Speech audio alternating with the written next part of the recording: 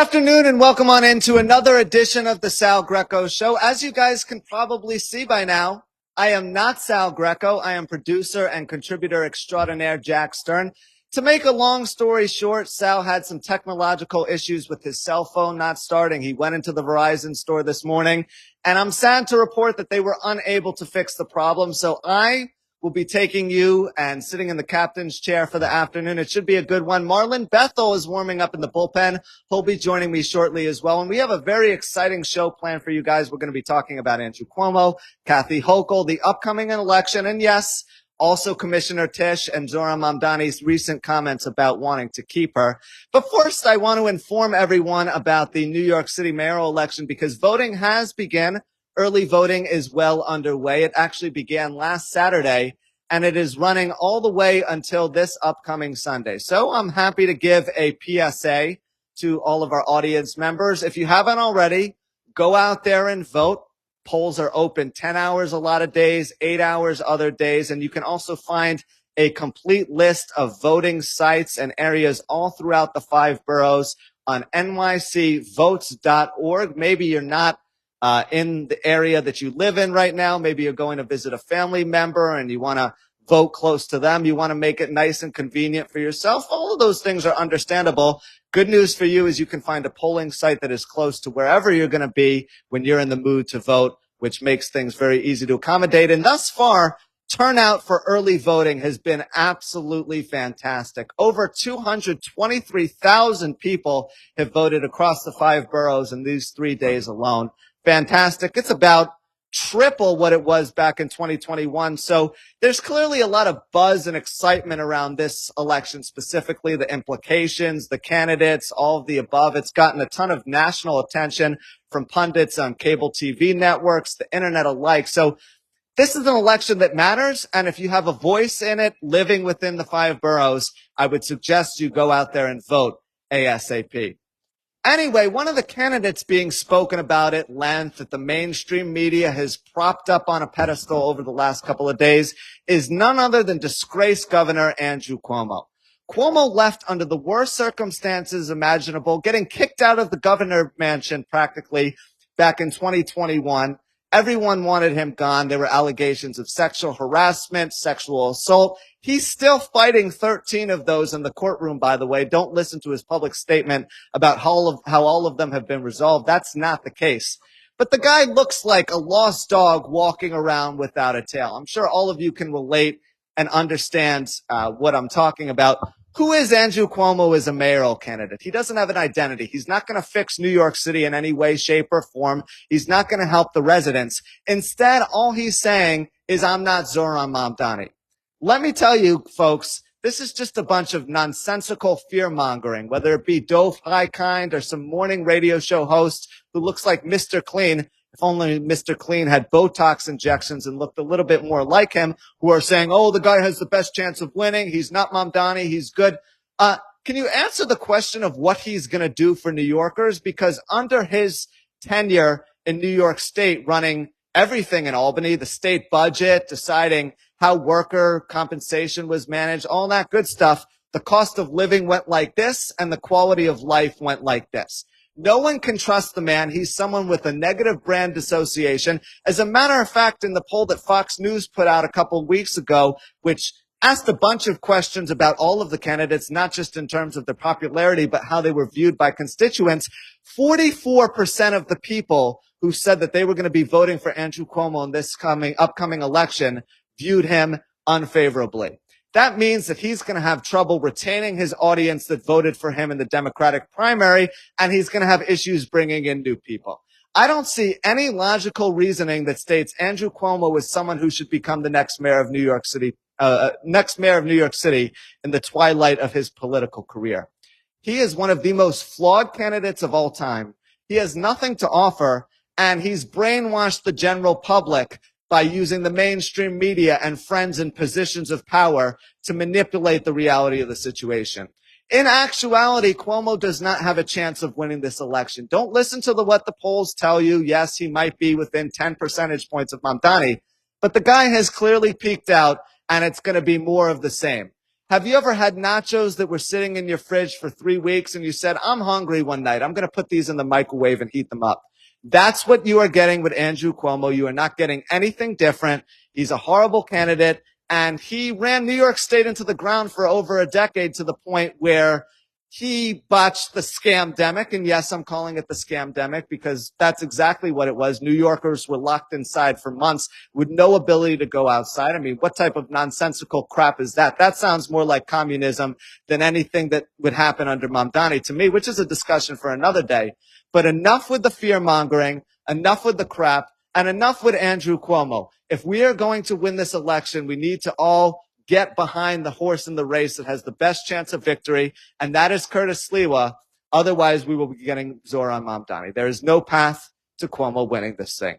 And without further ado, I would like to welcome the second member of the crew to the stage today, and that is none other than the fine, the illustrious, the knowledgeable Marlon Bethel. Marlon, how you doing today, man? Hey, what's up, Jack? Good afternoon, everyone. Yeah, me and well, Jack is the captain now, guys. So Sal had as he said, Sal had a couple technical issues earlier, so we're helping to steer the ship today. So we hope to have a great show and try to stay as informative as we can. Yeah, no, I'm happy your mic hasn't been muted yet. I know that's kind of a staple of the Marlon Bethel experience. No, but in all seriousness, Marlon, it's great to be with you today. It's early, Jack. It's early. I don't want to jinx it. But anyway, I mean, I was just kind of going on a little bit of a tangent before you were nice enough to join me about Andrew Cuomo.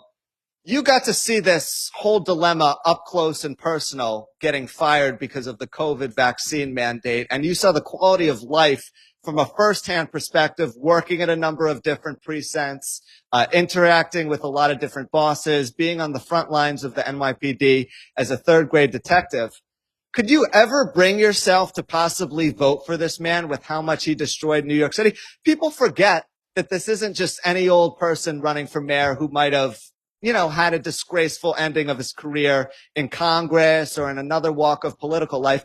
No, this was the governor of New York State who stood in front of cameras and lied through his ass nonstop during COVID. And people are trying to rationalize him as being the best option for New York City mayor. I don't understand it at all. Yeah. Unfortunately, Jack, people tend to have like a short memory, and it's pretty crazy that in considering what's happened in the last say 4 years, that people still are willing to vote for this guy again. It's the same people who have been telling us that New York, the ship of New York City and New York State has been steered off course, are now prepared to vote for the guy who was the captain of that ship. And it's sad, but it's exactly why we're seeing such a unprecedented lying on the part of these politicians, and we're seeing a massive campaign, to influence a campaign to push us there. But it's sad, really. Yeah, and I mean, the thing with Andrew Cuomo is he thought he was just going to strut into town with his ass above his head and win this election. Democratic primary, doesn't go out and campaign at all, gets his ass kicked by 10 percentage points. Not in the 6th, not in the 7th, not in the final round of ranked choice voting, but in the first one, despite having $25 million of financial backing behind him. Now people are trying to rationalize a second chance for the guy when he clearly didn't deserve one. Part of me wonders why no other really good candidates wanted to step up and run for mayor this time around, probably because it's going to be such a difficult task. But in final analysis, Andrew Cuomo is not someone who can sell anything that he's done in the past. He talks about wanting to build affordable housing. You drove the cost of housing up and you let big developers come into New York State, not just in the 5 boroughs, Marlon, but in Westchester, Long Island, and other areas of New York City, such as Albany, Buffalo, Rochester. I mean, he's, in a nutshell, someone who stands for big businesses and big corporations. They're the ones who are getting behind him. You see all these trolls on social media, on X, trying to push the guy. It's clear that he doesn't have an organic and genuine support base that really wants to get behind him in the same way that Curtis Sliwa and Mamdani does. Otherwise, he easily would have won the Democratic primary, and as such, the general election as well. But, this is a guy who, at this point in time, to me, looks incredibly desperate. Remember that ad he put out last week? His campaign put it out. It was taken down about 10 minutes later by Rich Azzopardi, who rationalized it by saying it was put out by a junior staffer inadvertently and it wasn't finished. But it was like depicting Mamdani supporters as people who wanted to commit vandalism, wanted to break into houses, wanted to commit crimes. At one point, he showed a couple in dispute with one another, holding the hands of a social worker, trying to resolve the situation. It was one big spoof. But what wasn't mentioned in that ad was that Andrew Cuomo released 43 cop killers who were on parole. Absolutely ridiculous. I can't imagine someone doing this. He was the one who contributed to the current recidivism issue in New York State. And as such, this has become one big blame game of you're responsible for this. You did that. I'm doing this. Later on in the show, we're going to touch on this. But Zohran Mamdani now, he was talking about how Eric Adams has done a horrible job throughout his mayoralty, but yet he admits he wants to adopt some of the policies that Adams created and Tish is now implementing. So this is just kind of a big blame game pointing at the other party, trying to frame them as the guilty culprit. But all arrows ultimately come back to Andrew Cuomo when it comes back to the destruction of New York State, which is why he is the one person who cannot be mayor of New York City. Yeah, Jack. In a lot of ways, it's like WWE. Because, a lot of the outcomes have already been kind of predetermined, and we look at the back and forth that happened between Adams and Cuomo, and now they're buddies, It's like, where did that go, But I think in a lot of ways, like the outcome has already been predetermined, and I think the Democrat Party is. I think it's obvious that they're already looking for Mamdani to be the future, one of the future faces of it. I think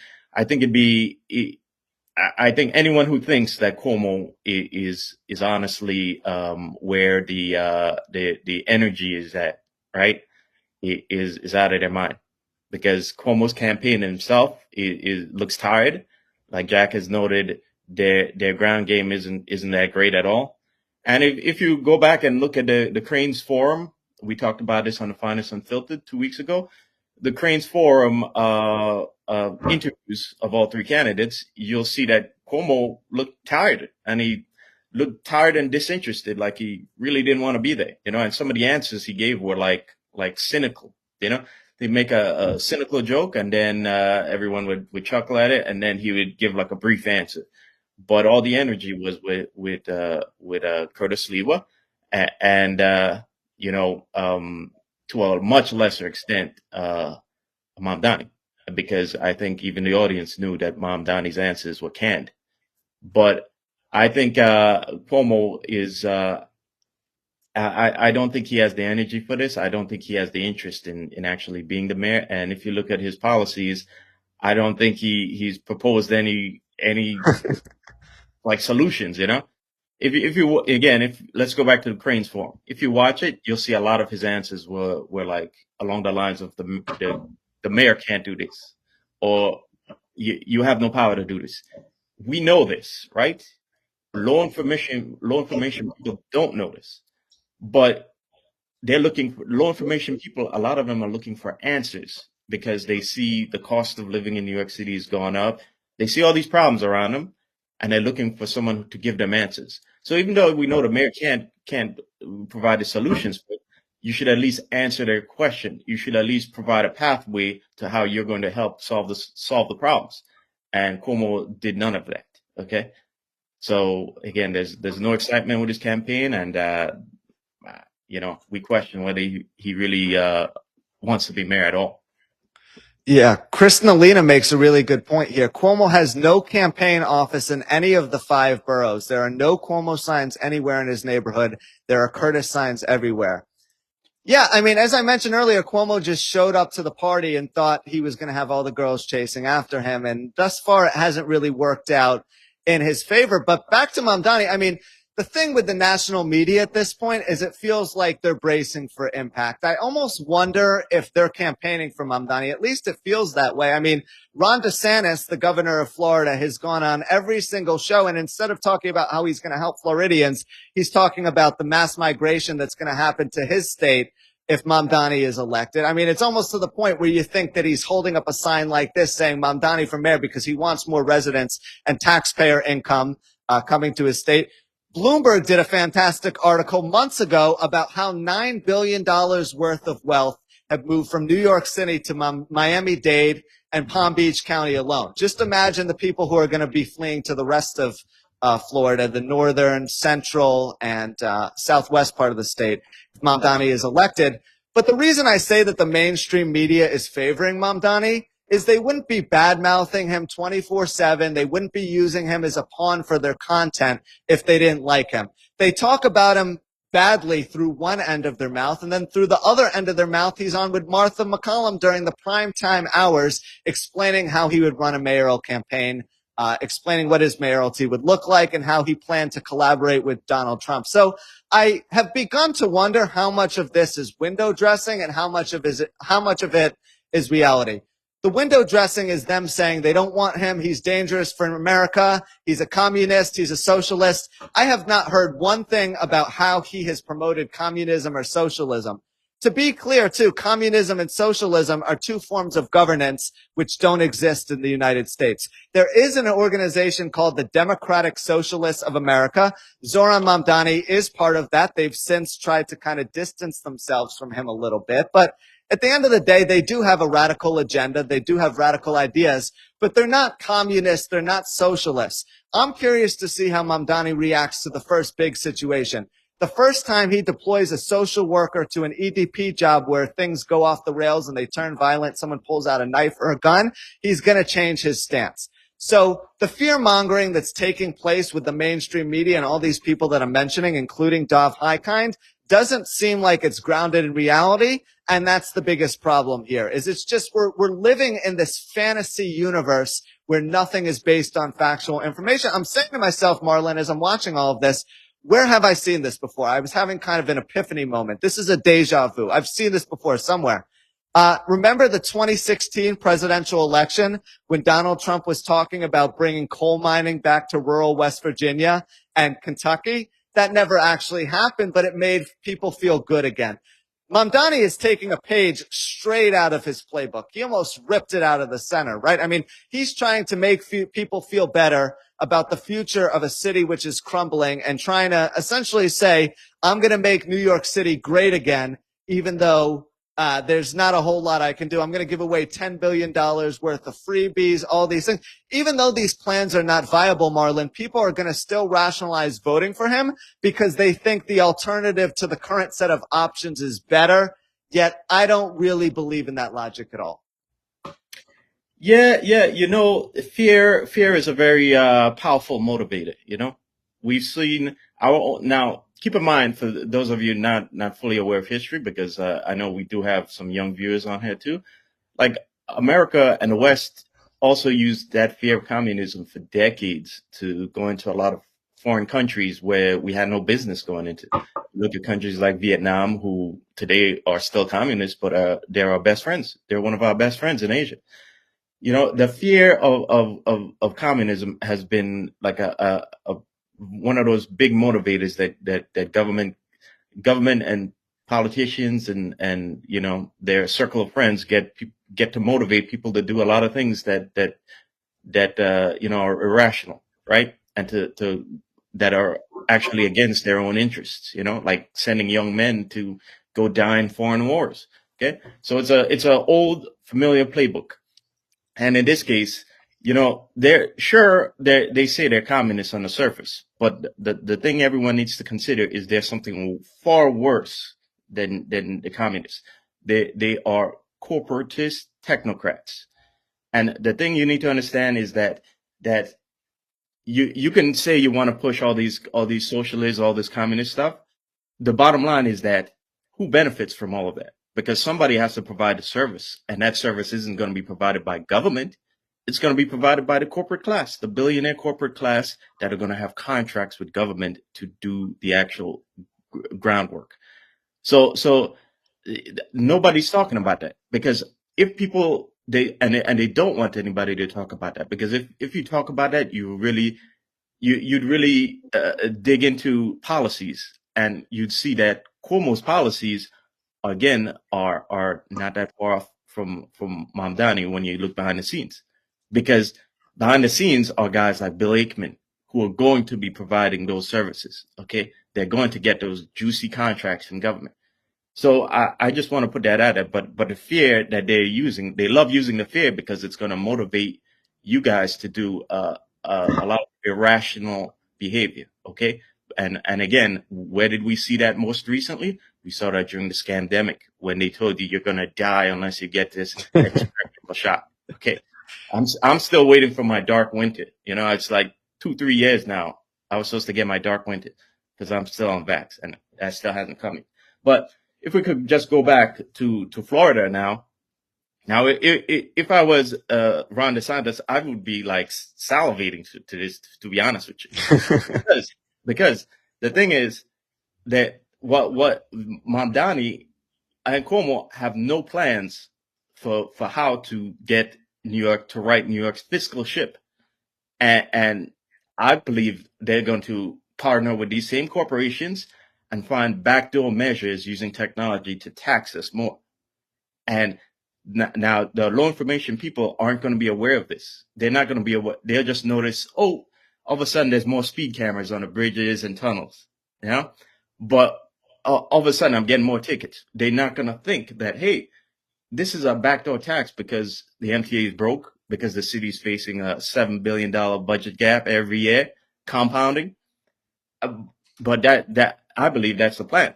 Now, the people who are aware of it are the people who tend to be in an upper wealth class. And what they're going to do, now they may not move out fully, but they're going to transition a lot of their wealth to South Florida and to places where they're not going to be facing increased backdoor taxes. Okay. And so if I was Ron DeSantis, of course, I'll be salivating right now. Miami's blowing up. You know, Miami's getting a ton of investments from foreigners, where places like New York used to get, you know, with those skyscrapers. Those skyscrapers are a great asset. The $1 million apartments are great assets to launder your money if you're from a foreign country. Okay.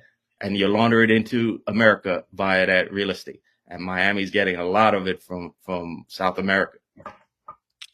Yeah, and that's really the fundamental issue with Mamdani, and something that I've expressed frustration for, as a member of the younger generation. Why are people not hitting Mamdani over the head with the substantive content? He's a horrible legislator, terrible reputation up in Albany, extremely inexperienced, no viable ideas about how to do anything. Just listen to the most recent debate 6 days ago on Wednesday when Errol Lewis asked him about his stance on a housing bill, and he said, I haven't taken a look at it yet. You haven't taken a look, but you're promising to freeze everyone's rent. This is a guy who just says things to make people feel good. You want to find someone on that stage who really talks to and cares about the younger generation? That would be Curtis Lewa, who talked about cutting commercial and property taxes to keep businesses in New York and to create more jobs for young people. Not saying, listen, I get you guys are frustrated, so I'm going to try and find the quickest solution that I possibly can, which is crazy. But there's an even bigger movement taking place in New York City, New York State, and even more so at a national level as well right now. It's funny because Kathy Hochul months ago was saying, I can't tax the rich. I'm a governor of a state, not a real estate agent in Florida. I don't want all my rich people to leave my state, yada, yada, yada. I'm not endorsing Zohran Mamdani. But lo and behold, on Sunday, she makes a complete about face, a 180, turns around and has lunch and drinks and all this fun stuff in Zohran Mamdani's district while she's watching the Bills game.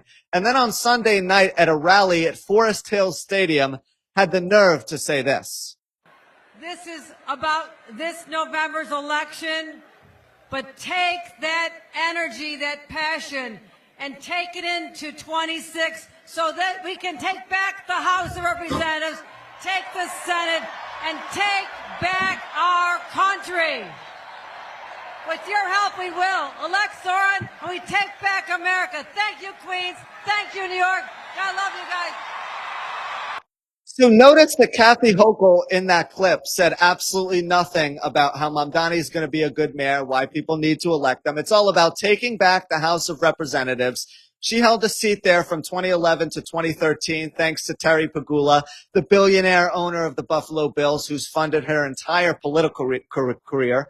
Listen, that's a story for another day. We'll have that discussion another time. But for the purpose of speaking about this, Hochul is about Democratic control and what can you do for me? She knows that the power of Zoran Mamdani and the movement that's taking place is going to radiate up to the gubernatorial race set to take place in a year. And she needs not only Zoran, but AOC and Bernie Sanders and everyone else's support because she's going to be going up against a very tough Republican opponent in Elise Stefanik, who may be a little bit more than a threat than she realizes at this point in time, especially because upper and western New York State tend to vote Republican as well, even if the majority of the population is in the downstate region. So Hochul is clearly in this to serve her own self-interest. And she's only making an active effort to form an allegiance with Mamdani because she thinks that the movement behind him can benefit her in some way, shape, or form.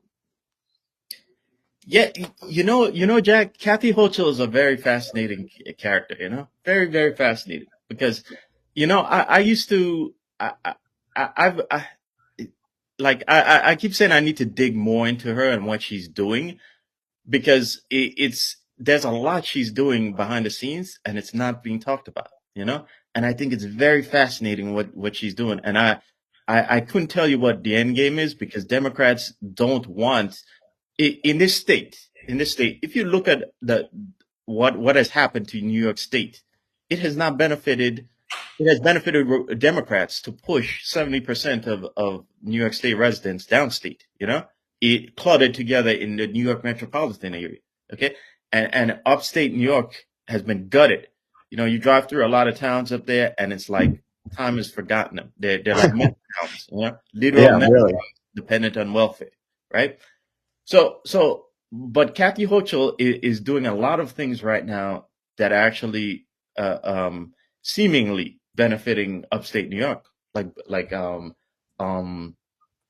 She has like an advanced training program out there called On-Ramp, which is, it's like bringing, job skills there. And she's trying to push people to go to Ithaca and Buffalo, and Buffalo itself is getting a lot of building up there right now.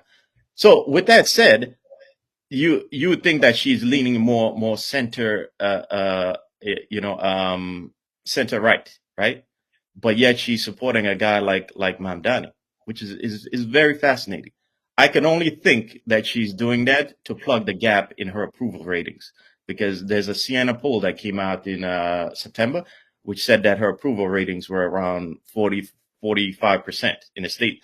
So I can only think right now that she's trying to plug that gap because, again, the Democrats know that all the energy in their party is with young people. So when I see that, that's what I'm thinking. And as we'll see, that maybe, just maybe, that explains her response afterwards, as we'll talk about. Yeah, no, it's very weird. I mean, you mentioned having suspicion about her working some backroom deals. I would have to echo that sentiment because why is she hitching her wagon to Zoran Mamdani? I have trouble believing that Hochul, AOC, Bernie Sanders, even Hakeem Jeffries, the minority leader of the House, who took such a long time to endorse Mamdani, would be getting behind him if they really didn't believe that he, A, was going to win, and B, help them in some way, shape, or form. So you have to wonder about those things. But then even more importantly, you wonder, have deals already been made? Are there things going on that we don't know about? Like, has Hochul already decided, listen, I'll give you $3 billion worth of funding to improve the bus service, but I'm going to cap it at $3 billion. We're going to meet in the middle. I can tax the rich a little bit, but I'm not going to tax them as much as you want. I'm really curious about the whole dilemma with Kathy Hochul because, yes, a lot of people pointed this out in the comments. She is a politician. She is allowed to change her stance and tune on various things. But afterwards, when she was confronted about the words at the speech that were being chanted, they were chanting, tax the rich, tax the rich. She said she heard something completely different. Let's take a listen. I thought they were saying, let's go Bills. I wasn't sure. I mean, when you're up there, I heard some noise. I heard a lot of cheers. But later on, it became clear to me that there is I know there's passion for that. I mean, I went in there as the leader of the Democratic Party, whose job it is to unify behind the Democratic nominee. I love the energy out there. I told them that.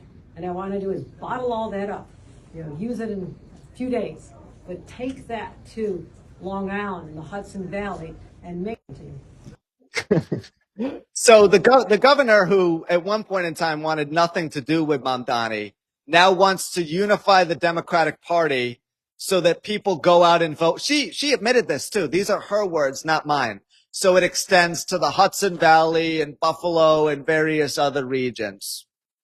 A little bit suspicious, if you ask me. Oh, Marlon, I jinxed it too early. I said that you weren't going to mute your mic at the very beginning of the show. There it is. There it is. As long as it doesn't happen again, we're okay. See, I got to keep on brand, Jack. I got to keep on brand.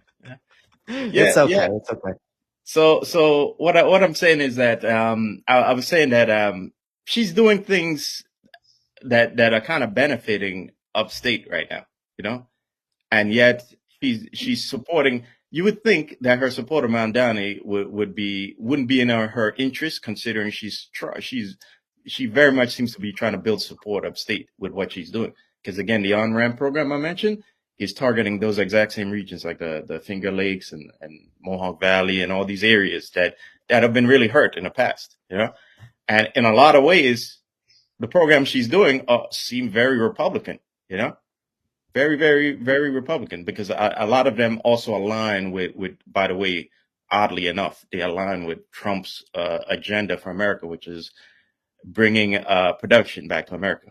So strangely enough. So why is she supporting Mamdani? And I think the only thing that we can attribute that to is the approval ratings. But also to your point about the backdoor deals, I've said this before. Now this is just my conspiracy theory, but Kathy Hochul had an interview with Hillary Clinton back in December, and she talked about her struggles to get young people to move upstate. And because she needs the young people to move to upstate, because upstate needs the workforce, because she's trying to get businesses upstate. So they need the workforce up there. So I said this, that call me a conspiracist, but it kind of benefits her that New York City kind of like more people leave New York City. It's just she doesn't want them leaving for Florida. She needs them to come upstate. Okay. So that's a conspiracy theory that I know I have to work more on, because like I said, there's a lot going on with Kathy Hochul upstate that seems to be flying under the radar, and it's not being talked about. So I'm happy you mentioned the migration of people from downstate to upstate, because you really hit the nail on the head. See, a lot of New Yorkers think, oh, all of the money flows through the tri-state area, New York City, Long Island, Westchester, Connecticut, all of those regions. That's not necessarily the case. It is odd to a certain degree to have Kathy Hochul, someone whose point of origin is in Western New York State. Remember, she started her political career as a member of the Hamburg Town Council. She's like a real small town politician, and then started to slowly work her way up the totem pole. But there's a new stadium deal for the Buffalo Bills. She's very actively involved with the organization. I mentioned her association with Terry Pegula and the Pegula family, who owns not only the Bills, but the Buffalo Sabres, the NHL team in Buffalo as well. Their new stadium, which is set to open next fiscal year, 2026, for the next Bills year, is going to cost taxpayers $850 million. That's almost $1 billion worth of taxpayer money. And it includes $600 million from New York State and $250 million from Erie County alone. Marlon, did you even know this type of money existed in upstate New York? Because I sure as hell didn't. I mean, it's ridiculous to kind of take into account everything that's taking place here, because you're saying to yourself, she has her hand out saying, where are my crumbs? Where's my money? If I'm going to help you guys get elected and publicly support you guys can't forget about me either. because this is not a mutually beneficial relationship between her and Mamdani. Let's make that abundantly clear.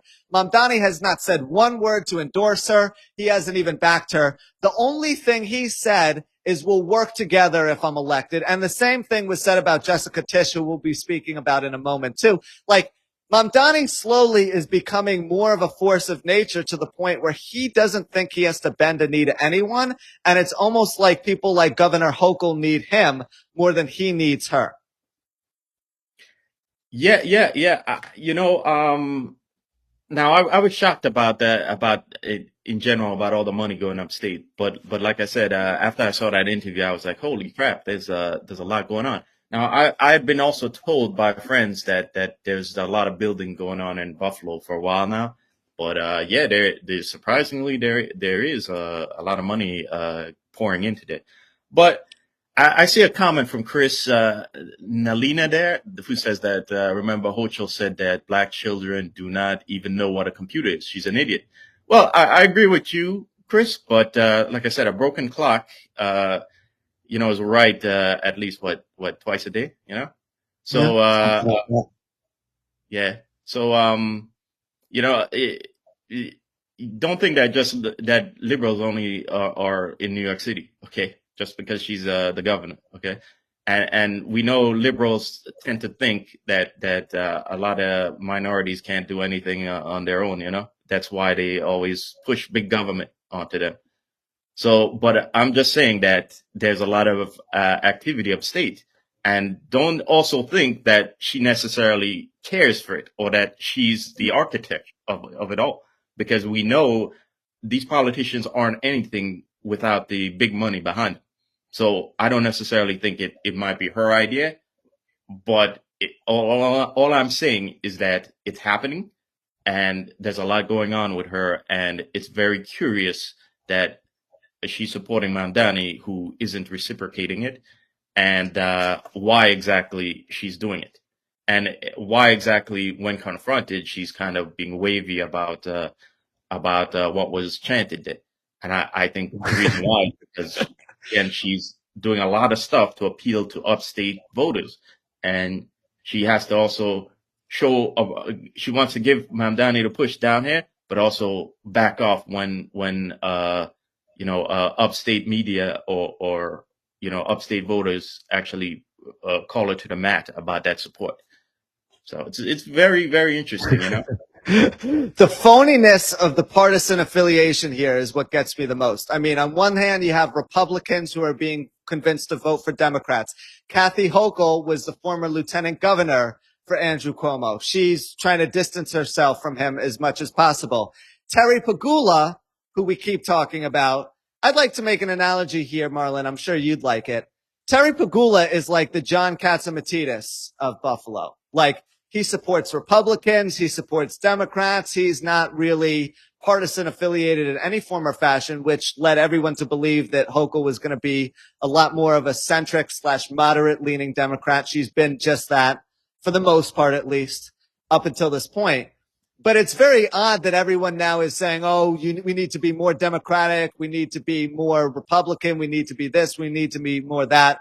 The last time I checked, there's no partisan affiliation for logic and common sense. And all it seems like is they're trying to have a face value image and brand that doesn't speak to the policies they're creating or the deals they're going to be making or anything they're actually going to be doing as politicians. This is all about appealing to and appeasing to the voters who are going to be voting this election so they can get their man into office. And once Mamdani's in office and they're in a room by themselves doing business just like they want to be, you guys are going to be forgotten about. And it's not going to matter which party you were affiliated with or who you voted for, because they're going to be representing themselves and themselves only. Same goes for Tiffany Caban, Julia Salazar, all of these radical liberals. And I say that in quotes because at the end of the day, they may be liberals in terms of their ideological beliefs, but they're definitely not liberals in terms of the deal making they're doing behind closed doors in Albany with the city council, with one another in collaboration. So yeah, I mean, all of this is just a bunch of nonsense, and I don't believe any of it, especially in a world where actions speak a whole lot louder than words. Yep. Great point, Jack. Great point. And also, great point, Joe Ramirez, who says that Hochul's husband is the vendor owner that provided food in the stadium, and he has a contract with Bills. Yeah, great point, great point. But you see, it's a mutually beneficial arrangement here. Okay, the billionaire class gets their contracts, and the politicians get their crumbs. So it works out for both of them. It doesn't work out for us, the peasant. Okay, because again, we need changes are always going to happen, but we need people who sit at the table when these changes are coming and be like, oh, wait a second, that benefits you too much. We gotta, some of these changes have to be beneficial to the peasants too, and that's why we keep saying you guys need to get out there and vote for Curtis. Okay. Because as you can see, these massive changes are happening upstate. There are a lot of stuff going on back. And there's a lot of changes coming to downstate too. And when everybody sits down at the table, we need someone who has our voice in mind and not just is going to listen to the political class or the billionaire vampire class. Okay. You need somebody who's going to say, this needs to benefit the people too. Okay. And we need to we need to add their voice to the debate. So. It seems like a lot of people in New York City are not necessarily ignorant, because ignorant means that they are totally oblivious to it. They're unaware of how many businesses there are in upstate New York and how much of the money is flowing through upstate New York. I'm not just talking about the big corporations that are located there, but I'm talking about the decisions that are made in Albany. And all of the dots are kind of connected to one another as pieces of a puzzle, if you will, because the corporations are the ones making the policies. The policies are there to benefit them. And all of these things are being determined in Albany, and then they're being enacted in New York City, in Buffalo, in Albany, in various other places. The new contracts that the PBA wants, those are going through Albany. Albany needs funding from somewhere to fund these contracts, right? Like, there's a large connection between all of these things that I think your average person on the street doesn't really know about. And that's part of the problem at hand here. Anyway, let's just take a quick, brief moment to tell you guys about Free Spoke and the benefit of using the platform. I know you surf the internet and you search for things on the search engine and you don't get what you're looking for. Well, I have a solution for you, and that's Free Spoke. Free Spoke is a search engine that does everything without all the restrictions and all the censorship, and there's no porn ads. Free Spoke is about authenticity rather than agendas. Labels media bias, no intrusions or data leaks. No porn ads, like I said, unlimited, unbiased AI. Also deep dive podcasting. You can look it up. Go to freespoke.app.link/Greco. Download the app. You can also use the same link to get 35% off the premium subscription, which would be well worth it. Try it out.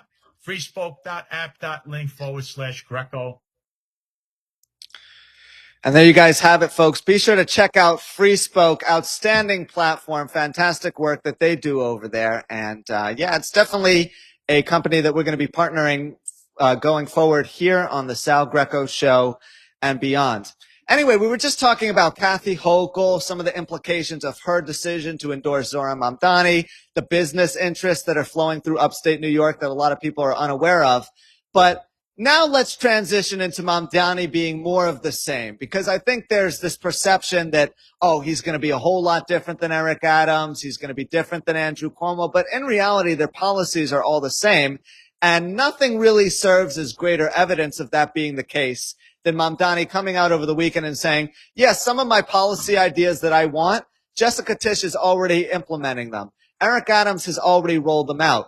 One of the biggest questions of Zohran Mamdani's impending mayoralty, assuming he wins the election, is who will he decide on as a police commissioner? Rodney Harrison's name has been floated in the past, as have a couple others, but he doubled down on his commitment to Jessica Tisch, saying that I'm going to keep her. And when pressed by Chris Sommerfeld about whether or not she would listen to him, whether they would be in unison with one another, he responded by saying, quote unquote, I will be the mayor. She is going to listen to me. He never said that second part, but he said, I'll be the mayor. I'm the one in charge. I'm calling the shots. Yet he seems to know next to nothing about policing. Enacted some really weird legislation that I've covered in length in previous episodes of the Sal Greco Show up in Albany, trying to prevent use of force and chemical agents against people who are under 18, trying to prevent collaboration between local and federal law enforcement. That's kind of been a gray area topic of discussion in New York City over the past month or so. But as it pertains to this discussion, Marlon, I have fear, and this might sound crazy, but I'm fearful that this situation is going to unfold similar to what we saw with Bill de Blasio and Bill Bratton, where de Blasio came in, you thought that the two parties were kind of thinking along the same lines as one another. It was going to be a good relationship, a marriage that was built to last. And then shortly into his tenure, Bratton backs out, says, I can't do this anymore. I'm done. He essentially throws in the white towel, is replaced by James O'Neill, someone who bent a knee to Bill de Blasio from start to finish, whether it be the Eric Gardner situation. He was probably the worst person to be police commissioner when that happened. But the point here is I don't see Tish and Mamdani having as good of a relationship as Mamdani thinks they're going to have. That's a great point, Jack. Great point. I agree with you. I don't think I think they might be in for for quite a stormy relationship because it's worth it to keep in mind that Mamdani would be a young mayor and a very politically inexperienced young mayor, and a politically inexperienced young mayor with lots of future ambitions. And with that in mind, this guy is going to look to protect his brand, going forward, and his brand with the young far left progressive wing of the Democrat Party. And in a lot of ways, the policies that Tish wants don't align with what that progressive wing wants. And I have a thinking on how they're going to reconcile those, which I'll get to. But I think just on the surface, a lot of the stuff that she wants don't work out with what he and that far left wing, the ideas he's spoken about. So I think that's where the conflict may come together. So Jessica Tish has talked a lot about New York City having a recidivism problem, right? Repeat offenders being the ones who are responsible for a lot of the crimes. Mamdani, listen, we don't know if he's actually going to do this, but he wants to decriminalize misdemeanors. He doesn't want enforcement on some things. He wants a Department of Community Safety.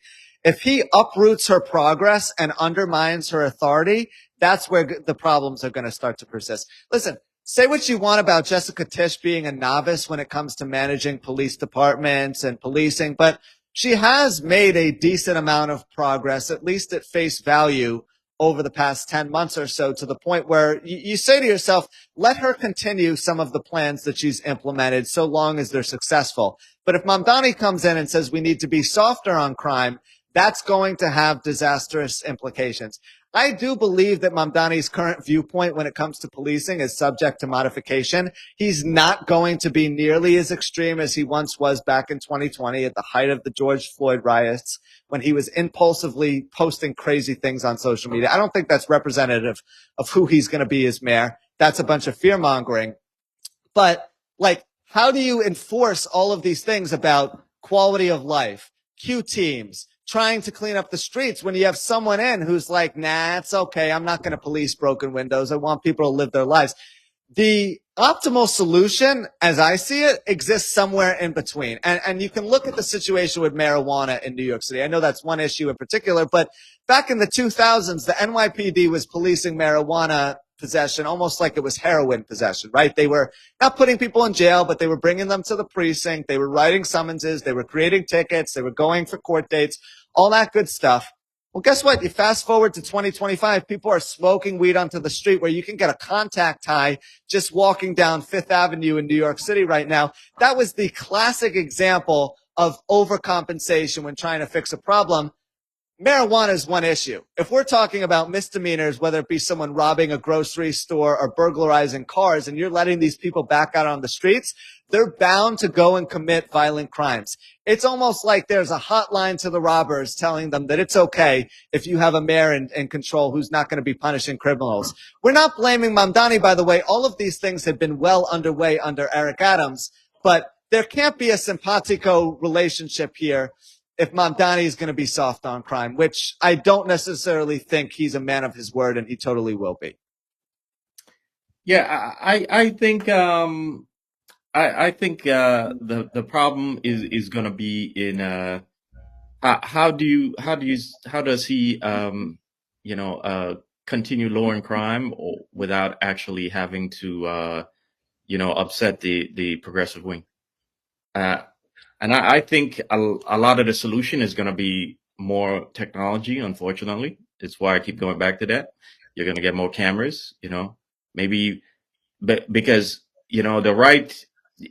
So basically the left doesn't even want car stops anymore. They don't want police to conduct car stops. How are you going to, correct a traffic condition unless you're able to even pull over people and stop them? So the left doesn't want that. So how do you reconcile having to do that to lower crime and lower conditions in traffic if you can't stop people? Well, the solution is going to be more cameras that'll give you a ticket, and I also think, strangely enough, that what we saw during Adams' administration, where Chell and Kaz and Madry and all those people pushed young guys to be aggressive,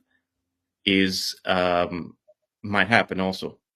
But the difference is they're going to throw you to the wolves when you screw up. So they're going to push you, and kind of when things happen and go sideways, they're going to say he was a rogue cop. Okay, it's not policy; it's them going out of line, and that's how they're going to essentially make sacrificial lambs, and that's how they're going to appease the left. But yeah, I agree. It's going to be an issue for both of them to figure out how that relationship is going to work exactly.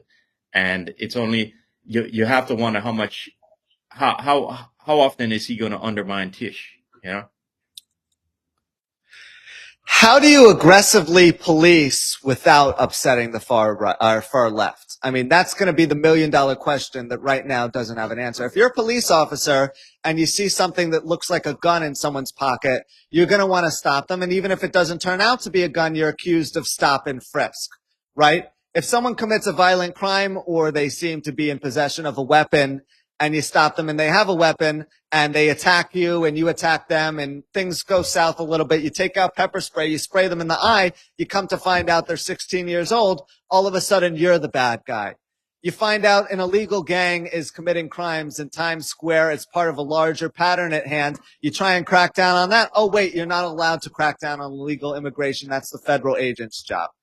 All of these ideas in real time make New York City a whole lot unsafer, which is why I'm led to believe that Mamdani is going to bend a knee. The biggest issue with Mamdani is going to be not upsetting his support base and not alienating his constituents who want less aggressive policing. You need aggressive policing to have safety in New York City, especially with crime spiraling out of control, precincts totally overwhelmed with the number of cases to the point where they're prioritizing right now. You might have 4 robberies in 1 week, all happening at the same time, but you can only manage one pattern. So this is like a really big problem where Mamdani right now, he's in the campaigning stage. He's going to say whatever it takes to get elected. We all understand that. We're not criticizing him for it. Well, we are, but listen, we understand where he's coming from and the reality of the situation at hand.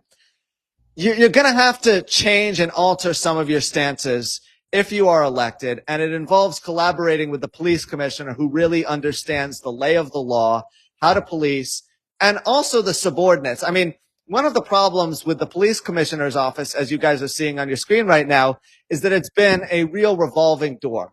Since Ray Kelly stepped down in January of 2014, there's been 7 police commissioners, with the longest tenured one, James O'Neill, lasting, or Bill Bratton rather, lasting 2.5 years. And then obviously, as I mentioned, Bratton stepped down under de Blasio.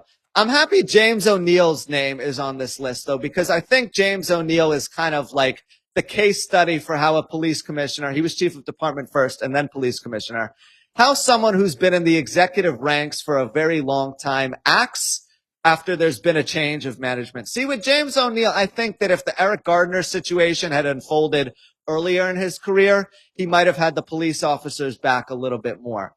But once you have this pressure from management and leadership, in terms of needing to be more progressive and trying to appease them and not the rank and file members, that's when you really start to lose the support and respect that made you the highly touted executive you once were. Obviously, situation's a little bit different for Jessica Tisch. She's not a lifelong policeman the way all these other guys were. But you just hope we're not in a situation where the commissioner is being forced to do things based on what the mayor wants, and the rank and file members are effectively being neutered by upper level management, because that's a continuation of what we've seen under Eric Adams. And under Eric Adams, I may add, it's been all about selective enforcement. Oh, you want the CRT team to go out and be aggressive because there's illegal mopeds on the street. John Shell and Kaz Daughtry are making videos. Let them have a day. You want other units to go do crazy things. That's fine. But all of a sudden, you see the situation with Rosario where the cops enter a EDP's home. The EDP charges at them with a knife. They pull out their guns, shoot the individual, the suspect, in self-defense. But all of a sudden, they're the bad guys. It's rules for thee, not for me. And I see that continuing under an overly progressive administration coming in. Well, that's exactly that Win Rosario tragedy is exactly why I noted the sacrificial lambs, because she's already starting to do it. And I have to wonder whether she did that as to show Mamdani that I could get on a program to keep me, you know?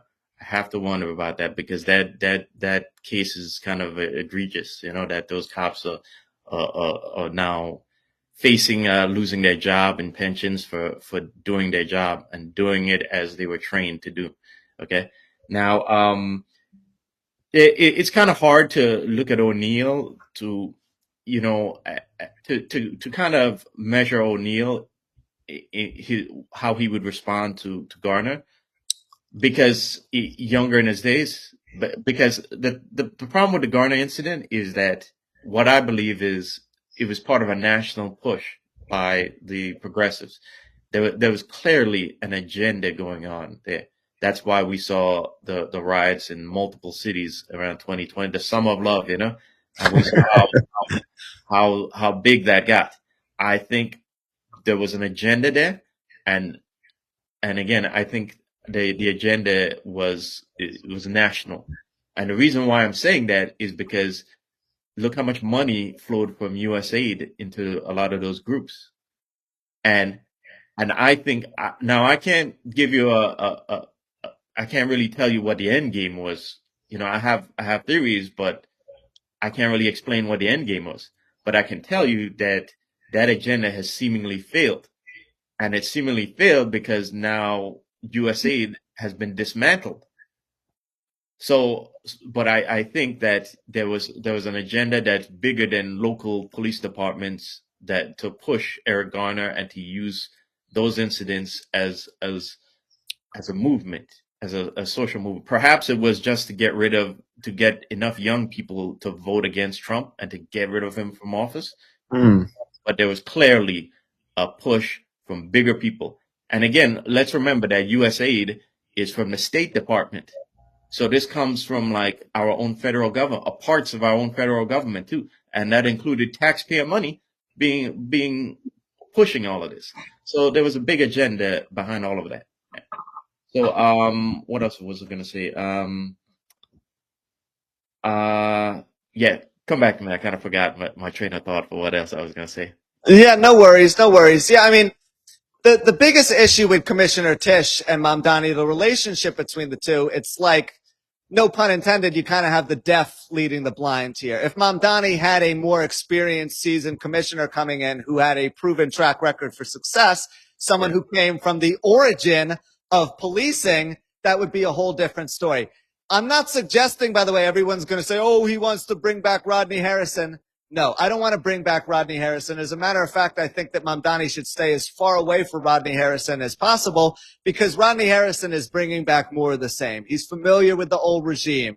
He knew Jeffrey Madry, right? He knew all of the old bad apples that are from the previous administration. So if you bring him back and have him be commissioner, you're going to get more of the same culturally speaking. And then you're going to get someone who's not really up to date on what's going on with police reform, in New York City right now because he's been out of the game for 4 years. So I think the collaboration between Mamdani and Harrison could have disastrous implications. And I'll go on the record saying it as well. Also, I mean, you want someone who's doing well at the job that they currently have as opposed to someone who went out under bad terms. Harrison kind of walked away from the NYPD silently. Then he went to the Suffolk County Police Department. He was there for 2 years. Then he kind of left their department silently. A lot of politicians were calling on him to resign there too. So it's like the classic example of a once fantastic head coach in the NFL getting fired from 2 mediocre type positions, one of which from a seemingly inferior department. I know that they have a lot of NYPD transplants, but it's still not exactly the best police department on planet Earth, right? The Suffolk County PD. And he was kind of laughed at and forced out there. Now he's trying to make a return to policing, but I just think that you can't have more of the same culturally. And I don't see the reform that Harrison was so good at implementing at either of his previous 2 stops, including the NYPD. I think for the next police commissioner, you need someone who really understands that game. Is it someone within or external? I don't know. I think that's probably a better question for you, Marlon. But I mean, you need someone who really allows the cops to do their jobs, and you need a CEO type manager as opposed to a micromanager. I'll say that again. You need a CEO manager as opposed to a micromanager. The CEO manager would create the policies and trust the missionaries, so to speak, the chief of patrol, the precinct commanders to do their job. You need someone who has good institutional oversight abilities. Yes, I know a lot of people in the comments are saying you were never a police officer, you never worked for the NYPD. I understand, but I do really get the way that city government works rather.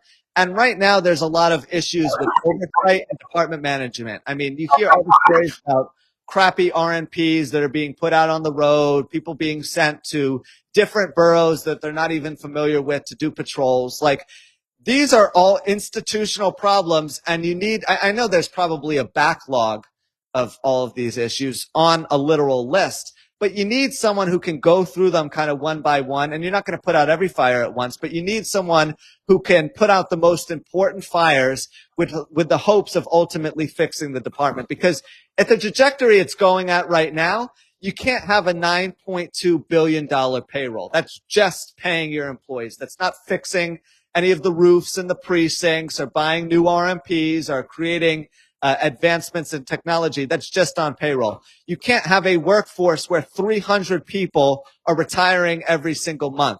You cannot have cops who don't know what their job is. Cops are unfamiliar with the procedures and the policies in the New York City Police Department, where they're just trying to get through each hour and each day protecting themselves because no one has their back and no one's going to defend themselves. So I think that you need a good institutional leader to bring this department back to its point of respectability and to move it forward into the second half of the 2020s in a very successful manner.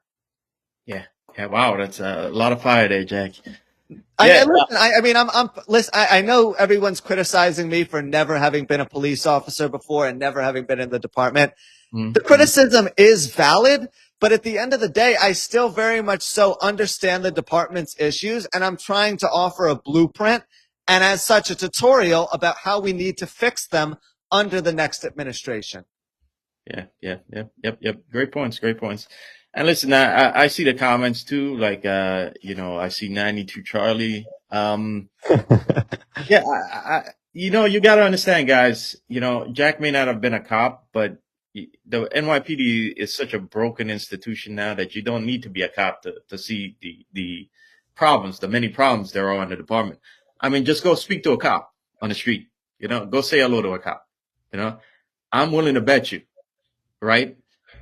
Maybe 7, 8 out of 10 cops they're not going to greet you with a smile, because a lot of them aren't happy. And it doesn't take someone to work inside the department to have been a cop to notice that these are inherent institutional problems, because you need a happy cop. A happy cop is a productive, efficient cop. Okay.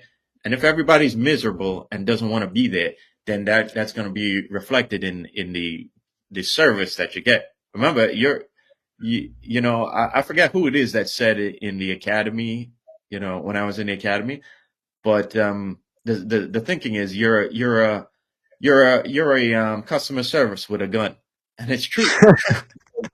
You're standing on a foot post in the middle of Manhattan. You could be from the Bronx. It doesn't matter, right? You could have never been in Manhattan ever in your life, right?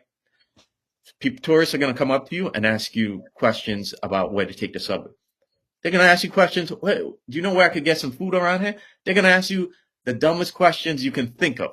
And you're thinking to yourself, I'm a cop. What do I know about that? But the point is that once they don't care, they see that shield, they see that patch, and they look at you like, man, this cop knows everything. The cop is like the customer representative of the city with a firearm. So if you have, if that unhappiness is, if every cop is unhappy with the quality of their job life, it's going to be reflected in the communication with the public, and it's going to be reflected in the quality of the service that we provide to the public, because cops won't want to take the extra step to help the public. Okay. Even if I don't know where to take the subway, I'm going to pull up my phone and I'm going to try and give them the best information. Although some cops are going to be so unhappy that they just want the tourists to get away from it, So they're going to maybe give them some bogus info or tell them, I'm not sure, rather than going the extra step. And that's a simple example. And I can give you much deeper examples, because when it comes to crime, if you get a cop who's miserable, he's not going to want to if he sees a bunch of suspicious looking characters walk into a building and he thinks they're up to something, he may not care to follow them and go and do a stop. Okay. Because he's miserable at his job. He's thinking, why? What's the point? I just want to finish my tour and go home. And the public can see this. It doesn't take someone to work in the department to see it, and to see the many problems that have come from this department under Eric Adams' administration. Okay. So Jack brings up a lot of good points here. And I agree with him that the problem is that you need a police administrator with a lot of experience, who has a national notoriety that's far bigger than Mamdani. You need a guy like Ray Kelly or Bratton. We know they're flawed, okay? They're flawed. But still, there's no doubt that these guys are good administrators, okay? Sit down in a room any day of the week and talk to Bratton. And I've criticized Bratton a lot lately, okay? Because I think him and Kelly should be more vocal about the state of the job, of the team. But you sit down in a room any day with either one of these guys, and you understand who's the boss in the room, who is actually the commissioner in the room, regardless of whether they are still the commissioner. Okay, because I've done it before, and I was very impressed by Bratton. So Jack brings up a great point here. Okay, and the problem is that unfortunately we don't have those guys are old now, and the next generation, I don't think it can be from New York. Okay. Because I just don't see those leaders in New York anymore. And it doesn't help that the guys who would have been those leaders, we're talking like John Chell or Jeffrey Madry, was on his way before his numerous improprieties. That guy was on his way to being a PC one day. Okay. Because Brooklyn North loved that guy. Okay. But he screwed it up on his own. Okay. And we talk about Harrison. Harrison is another guy who you thought would have been like a superstar, but he's had his own improprieties, certainly in Suffolk County, when he quickly ran out the door. And there's rumors of other stuff going on there too. But yeah, I think that's a major problem for the New York City, and why I personally, I wish a sheriff from down south would be given the opportunity to be a commissioner up here, because we need when I look at Florida sheriffs, I see a lot of leadership there. I see the way they conduct themselves is very different and seems more professional. But I don't think that that's ever going to happen, and that's why I've also called for New York NYPD being a sheriff's department now. But Yeah, I mean, I think the practical implementation of that would be kind of tricky because you have to break up each police department by borough. They would have different sets of yeah, laws. It would be about crossing the lines. I almost feel like we're 100 years too late for that. If we came up with that idea last century, it might have worked. Now it would be too hard to overhaul the entire system, redo it borough by borough with different commanders, different sets of rules and laws. But I did always wonder why that wasn't the case and why that wasn't happening anymore. As it pertains to Mamdani and his stance on policing, though, I can kind of speak to that because, listen, we're kind of in the same age range. He's 34. I'm 28. His wife and I are actually the same age. So listen, same school of thought, Gen Zers, both grew up in New York City. My grandmother grew up in the West Side, close to him. I think the younger generation, Marlon, a lot of us who grew up in wealthier neighborhoods and had that sort of upbringing rather, kind of look at the NYPD and policing in a negative light. And now that we're older, there's some people who unjustly want revenge on the police department. I say that in quotes because they want to create these progressive policies that allow the bad guys to run rampant because they feel like they were wronged years ago. And I'm here to tell you, to say to Chayo Say and all these progressive radicals in the New York City Council who are calling to end stop and frisk when that's the best method to discover weapons and guns, and those of you who are trying to take away rules and responsibilities from the police department, that is not a place to hold a grudge and hold something over someone's head, because public safety in New York City right now is very much so in jeopardy. And if you're going to lobby for these crazy progressive causes, and there's been rumors, by the way, I don't want to go ahead and jump the gun on reporting anything, but there's been rumors that Zohran Mamdani's administration has been eyeing people who previously worked with Maya Wiley because of her knowledge of the CCRB. That's going to be a key staple of Mamdani's mayoralty. He wants to give the CCRB final say on all police disciplinary matters. To all the young people out there watching who may be in these positions or lobbying for these types of legislations, don't hold grudges, don't get mad, and allow the police to do their jobs in a very common sense manner that's not invading and taking responsibility away from them. Because if you're responding to a job and you're expected to make an impulsive decision on short notice and you have 3 to 5 seconds to do so, you have to factor that into consideration. It can't all be about demonizing the police, framing them as a bad guy, because there's this outside perception that police are dealing with everyday people who you want living next door to you, hanging out at your dinner table, going on vacation with you, seeing on the street. But in reality, cops are forced to confront very violent individuals who carry weapons, who pose a very large threat to society. And as such, they need power of authority to do their jobs. I agree with you in the sense that New York City could use some southernness in terms of the policing sprinkled in. I just worry that there would be too much pushback. And with a minority who thinks that way instead of a majority, that would be problematic. If we were to poll New York City people right now within the 5 boroughs, and we'd love to do this at some point as part of a greater study for the Finest Unfiltered, I would venture to guess that 30% or so of New Yorkers, roughly a third of the population, is against aggressive policing, and the other 2/3 are 30%. Back up for a second. 30% are for it. 75% are actively against it. And I'm talking about the liberals who go to rallies and stuff like that. Marlon, I think part of the problem here is the culture, right? You go to southern cities, generally speaking, you don't see protests, you don't see riots. You go to Chicago, you go to New York, you go to Portland, Boston, all these other places, totally different story.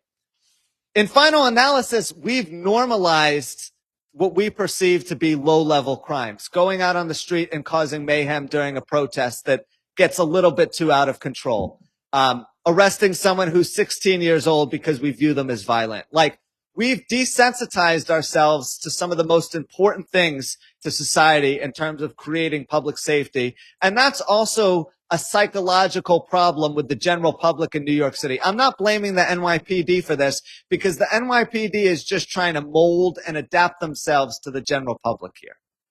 yeah, it's a massive problem. You know, the what happens is the progressive wing blames they use the NYPD to blame all the social ills on, and kind of divert the attention away from actual Democrat policies that cause it, and it's not healthy, it's not healthy, and it's not productive to anybody's safety to do that, and that creates those, that also helps to create the disinterested and miserable feelings that a lot of cops have, and like I said, I was in Manhattan back in September when I went to the trial room, and like I said, I'm I may not be a cop anymore, but I'm still a cop in my head, it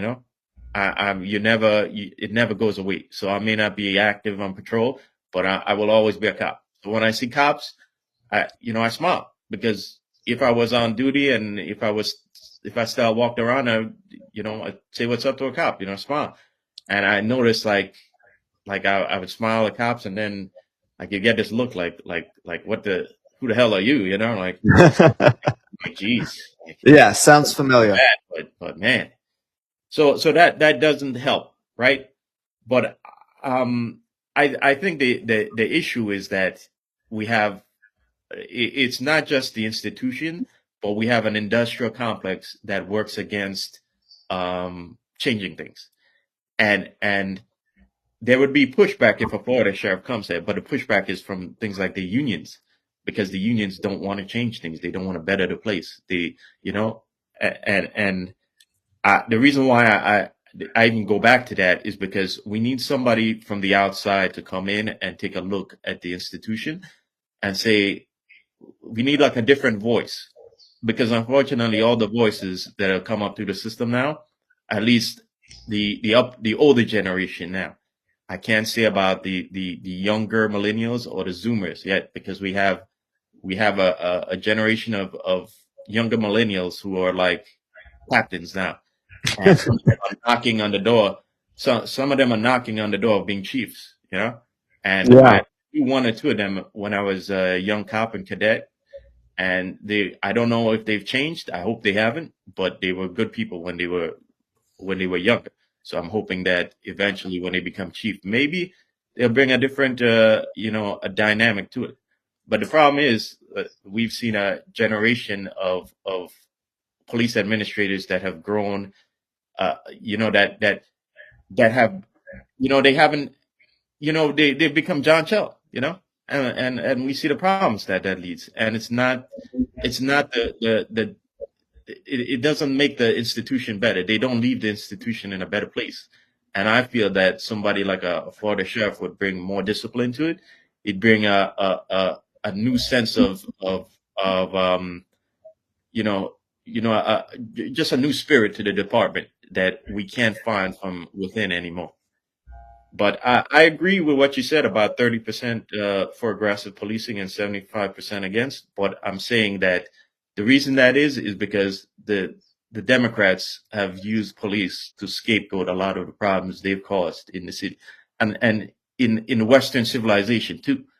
Those problems include the destruction of families, the lack of jobs for low-skilled, low-income people, the breakup of families within certain communities. These are all problems that are from the Democrat policies and progressive policies. And if they were to admit it, there would be no more Democrats. So they find a scapegoat to push a lot of those problems on. Because again, the problems they create, who are the first people who are seeing those problems firsthand on the street? It's the cop. It's the cop who has to go to a family, a domestic in a home that has no father and the kids are wilding out. It's the cop who has to arrest the teenagers who are going crazy on the street and robbing people or whatnot. So the cops see those problems first, and it's the cops that are getting blamed for. It's like when the cops have to respond to that, they're getting blamed as though they caused those problems in the first place. So I think it's a complex that feeds off of making the police the straw man. It's the classic example of you're either the hero or you're the goat. If you go into a life-saving emergency and you do the right thing, you're like Terry Avent. You get promoted up to second grade detective and everyone loves you and you're promoted on social media.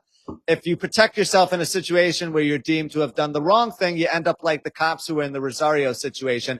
And there's no middle ground or anywhere in between. It's one or the other. And part of the problem is as people start to rise up through the ranks, they become more puppets of the system as opposed to cops on the street. In reality, the cops on the street are doing about 95% of the work, as you touched on, Marlon, right? They're going out to the EDP jobs. They're handling domestic abuse conflicts. They're really the boots on the ground, so to speak. And the fact that they're in an environment where they're getting absolutely no support from anyone, and they're getting blamed for everything, too. When anything goes wrong, it's them who gets blamed. It's not the chief who has a driver that makes $250,000 a year. It's not the administration who lobbied for certain policies. It's the cops on the ground who did something wrong. And listen, I get it. They're the low man on the totem pole. They're going to be easy to blame. But the lack of accountability is something that I would like to see change in the next administration, especially as it pertains to the NYPD.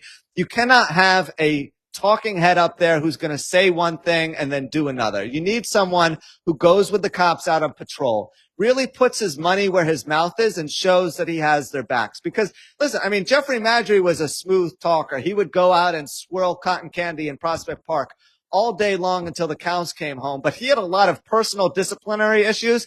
And even worse, whenever a cop was in a sticky situation, he took the general public side. And you really saw his true colors during the George Floyd protests and riots, where some of the other chiefs kneeled as well. I mean, that was really just a disgusting situation, right? Terry Monahan, the image of him kneeling on the ground with all of those protesters is going to be stuck in my brain for the rest of my life. Just disgusting. So metaphorically speaking, you cannot show the cops that you don't care about them, that you don't have their backs, that you just want a pension and you just want to show up and sit in a nice office and do nothing, fill out paperwork with people driving you around for a high salary. That's not going to work anymore. I want a real blue collar, boots on the ground, old school, hard nosed type worker. I do believe that Florida sheriffs fit that bill perfectly. I don't necessarily think New Yorkers would be open minded enough to accept someone like that. But either way, we need someone who's more of a cop's cop instead of a public's cop. Well, also with that in mind, the idea of him keeping Tish is kind of curious because the narrative is that Tish is riding the ship and she's bringing discipline back to the job and rooting out the corruption in the job. And we know that's bogus. Okay. And I tell you for a fact, it's bogus because, we brought up Henderson and Faison, and now would any of those guys face discipline if we didn't talk about it on the shows? No. Yeah. Look, Henderson was already facing, sexual harassment allegations from Captain Gabby Walls, and you still left him in that position. Okay. And we already know that he's a disciple of Jeffrey Madry. So my thing is, has she really been rooting out corruption? Okay. Has she really? Or is that just some bogus narrative that the media has been feeding us? I assert that it's a bogus narrative, and to that, my question is, we know the unions work for the establishment. So if Mamdani is saying that he's going to continue in uprooting corruption, is he willing to? I mean, where's the fine line?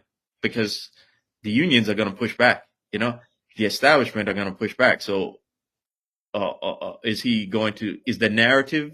Are we going to get fed more narratives from the media, or is he actually going to do it?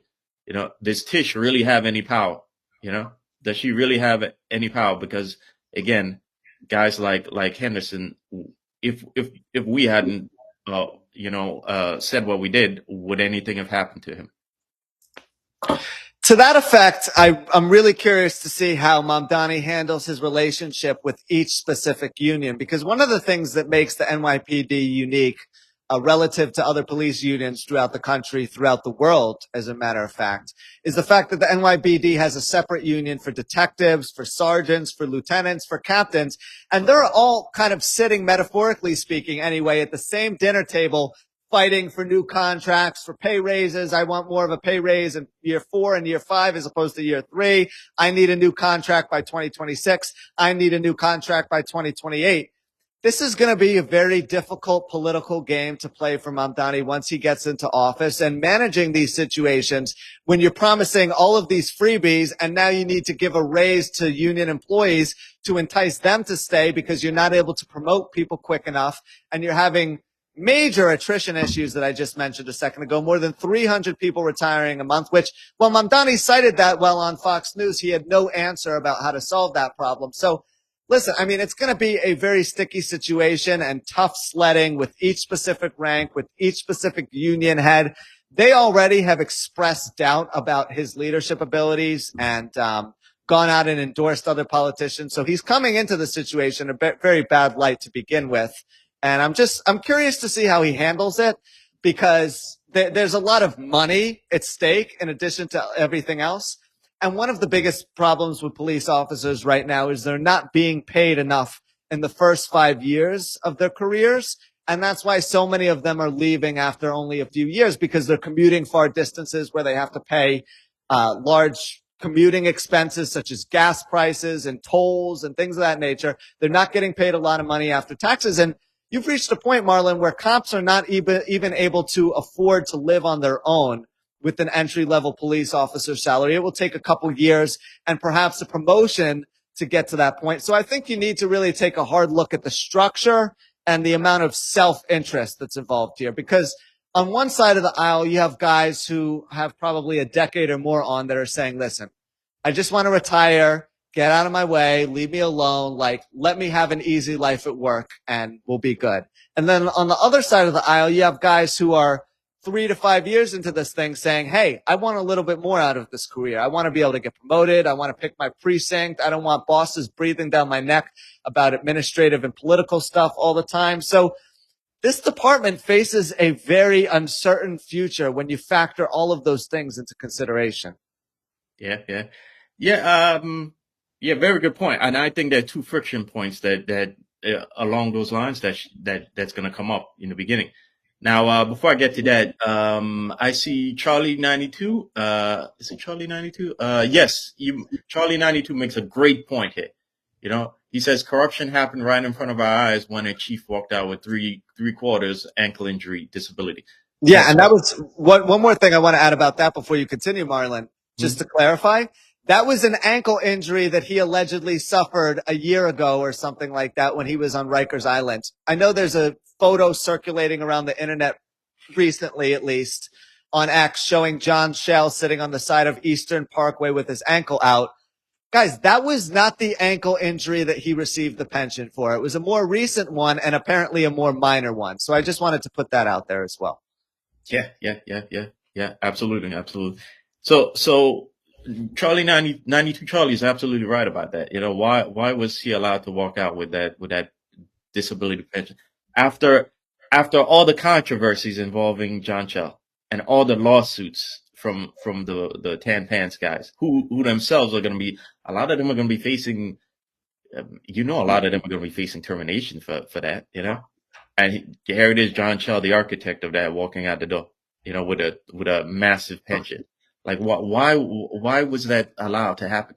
And nobody in the mainstream media is asking that question to Tish or John Shell. How was he, after all that he's been involved in, allowed to walk away with that? You know, and so you know, that's a clear example of corruption happening underneath her watch. You know, when the narrative is she's cleaning it all up. Okay, but I'm gonna say that there's 2 friction points that are immediately going to be faced if she plans to be there under Mamdani. Number 1 is the budget, right? Mamdani wants the Department of Community Safety, and that's going to need a budget of its own. In fact, as we talked about on was it Friday's show, it's going to be its own department, you know, It's going to its own department of civilians. You know, that's okay. So where's the money coming from?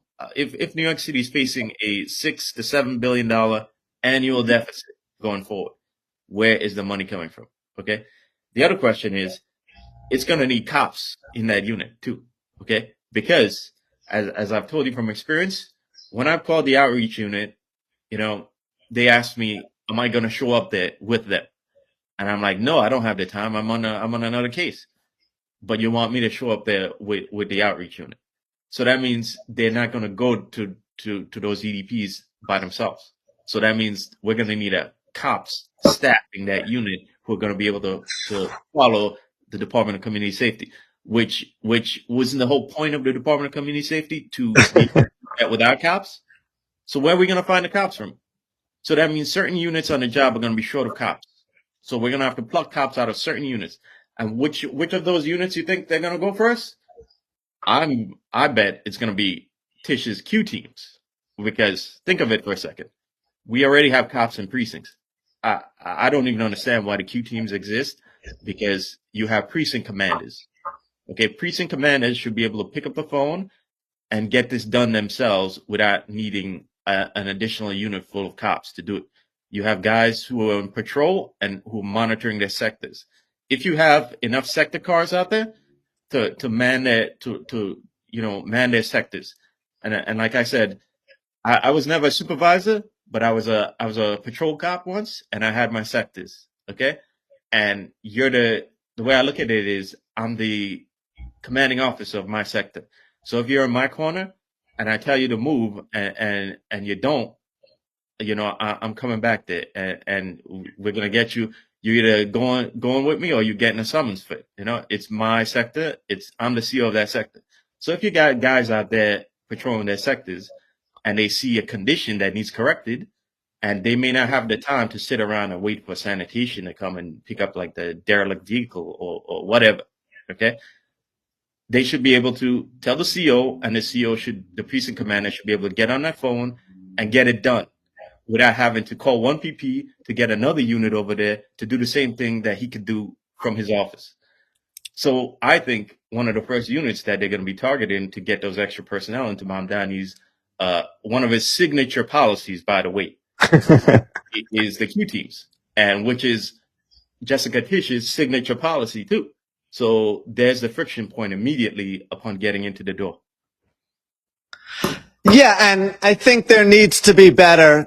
Maybe they should create a team for this as well. There needs to be better organizational leadership, right? How's that for an answer? We can't have chiefs with minor injuries getting 3/4 disabilities to the point where now paying them $200,000 a year in pension money just to sit at home for an injury that they didn't really suffer. We can't have lieutenant special assignments driving around people for $300,000 a year because of the overtime. We can't have detectives moved from 3rd grade to 2nd grade to 1st grade within a span of 2 years when they're in some rogue position. And now all of a sudden we don't have funding for other things. So there needs to be a lot closer supervision of not only the budget and the procedures that you're mentioning, Marlon, but also the protocols that are in place. Because far too often, I'm not a police officer, so I can't speak to this from personal experience, but it's something I hear about speaking to you guys, something I read about in the New York Post. There'll be a situation where someone's like, oh, let me call so-and-so. Let me look at the patrol guide. Let me see what I'm supposed to do. I understand there's going to be a book and a order of operations with certain things, but there's a lack of uniformity and there's a lack of cohesion when it comes to the universal effort and working together as a team. And that's a fundamental issue with this current regime as well. Well, the patrol guide is only the patrol guide until they feel it's not convenient to their interests. The rules are the rules only until it's not convenient. Like I said, I was supposed to have charges. First of all, I was supposed to have allegations, and then I'm supposed to have charges, and then I'm supposed to then you could suspend me or whatever, and then I need to have my department trial. And those are the rules. And I received none of that, and then you went and you fired me. So the rules are the rules until it's not convenient to them anymore. And that is one of the core problems with the NYPD now, because the rules matter to you only as far away. The rules matter to you if you're furthest away from the seats of power from the top of 1PP.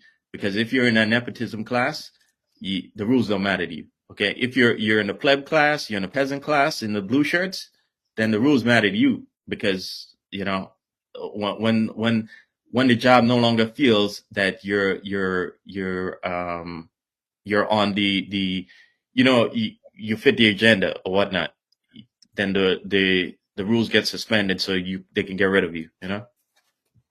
Yeah, it's a very political organization, sadly. So it's like there's rules for one set of people and then not for other. I mean, for example, Marlon, if you wanted to get a promotion, they'd probably tell you to go fill out a 49.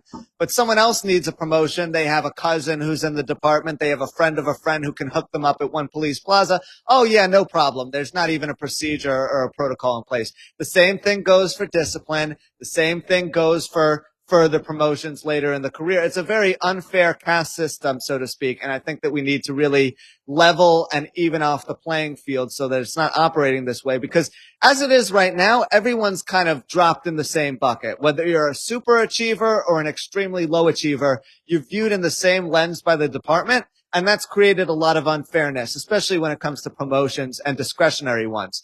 Someone who may never be deserving of a promotion under most discretionary standards, all of a sudden is deserving of a promotion 2 years in. I mean, it's totally ridiculous. But anyway, a common theme of the show has been Eric Adams and Zohran Mamdani being more of the same.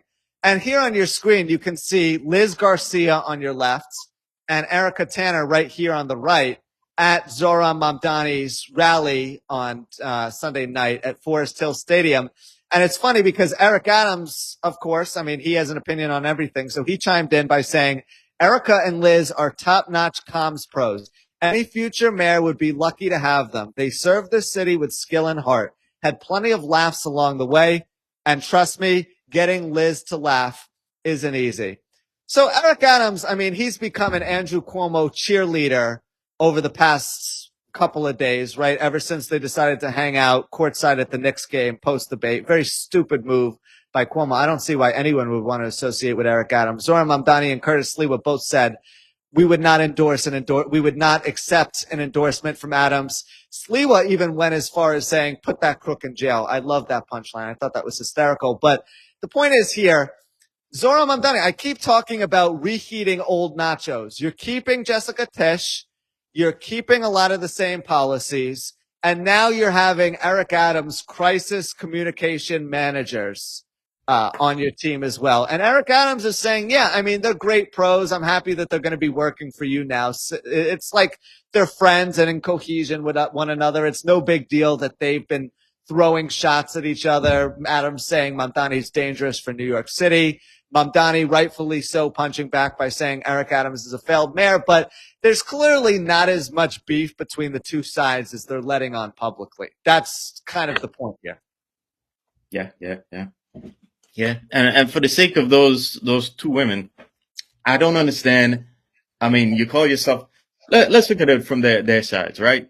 Right? These wacky progressives, as I like to call them, right? You say you're progressive, but you're working for Eric Adams, who's clearly Trump's guy, right? So, I mean, well, I always say this: if you have wacky politics, then you have wacky politics. It is what it is, right? But at least be consistent with your wacky politics, right? Now, are you a progressive or are you not? Because if you're supposedly progressive, then why are you working for Eric Adams? You know? And if Mamdani says he wants to be a socialist or progressive, then where's the consistency? Because you're now going to be filling your ranks with people who don't share your wacky beliefs. So which goes back to what somebody here says. IMP Franco, I think that is. He says, man, they're all on the same damn team. And yes, that's the point. That's the point. It's all WWE, and this. You're getting the same thing, because if these guys were even consistent with their wacky beliefs, then you'd get some consistency in the people behind them.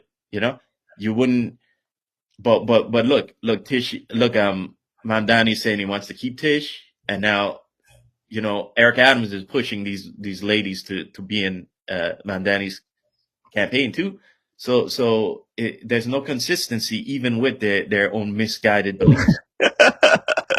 Marlon, I've been in the corporate world a little bit in the early portion of my career.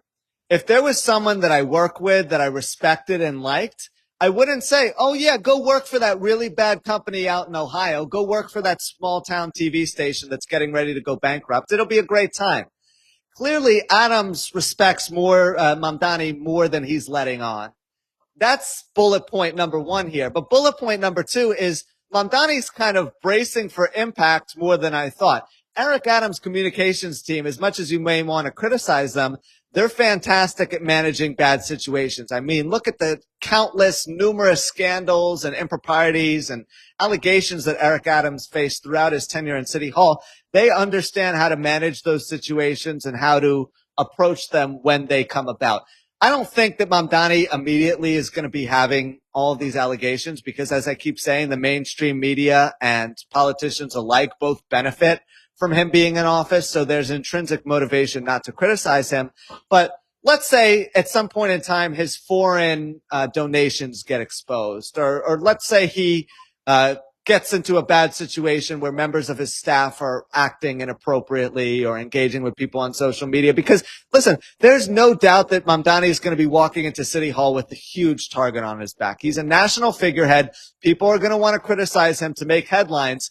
So the moment he is facing negative publicity, he needs good public relations managers to manage and mitigate the outside noise, right? And getting people from the Eric Adams walk of life seems to be a successful line of thought because they're used to managing those sorts of situations themselves. Yeah, absolutely. Remember, like I said before, he's he would be a young, inexperienced, mayor, and young, inexperienced politician who has a lot of ambitions. And, he would face a massive pushback. So you can see why he would want to shore up with a good, public relations team, but, I was going to say something that, I've said before that, I've said before that I think the way to, Curtis, we believe that Curtis Sliwa is the voice that we need at this table.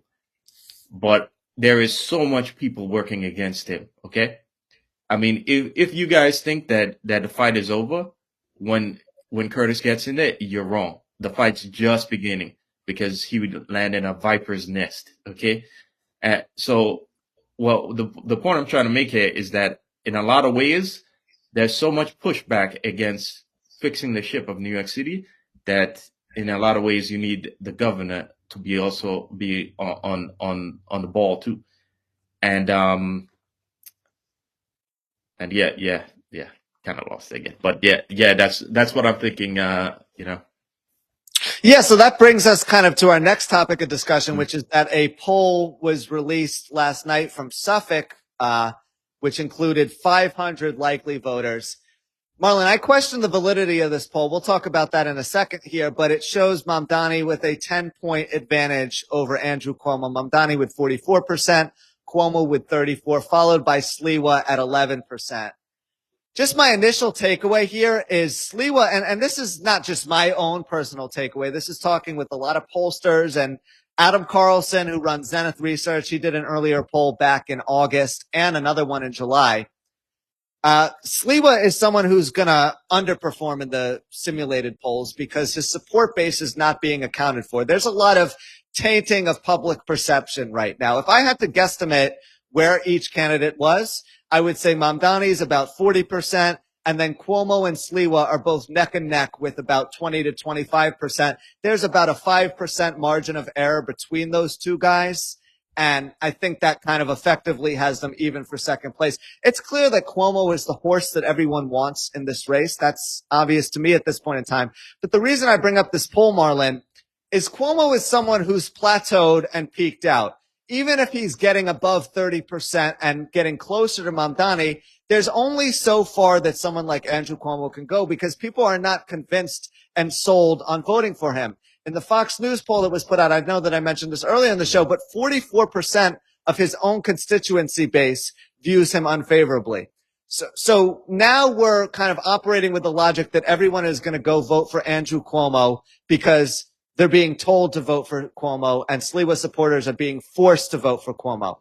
Last time I checked, no one has a gun to their head, and the people that believe that Curtis Sliwa has a chance of winning, and he does, because don't listen to any of these nonsensical talking heads that are trying to brainwash you and dictate your decision at the polls.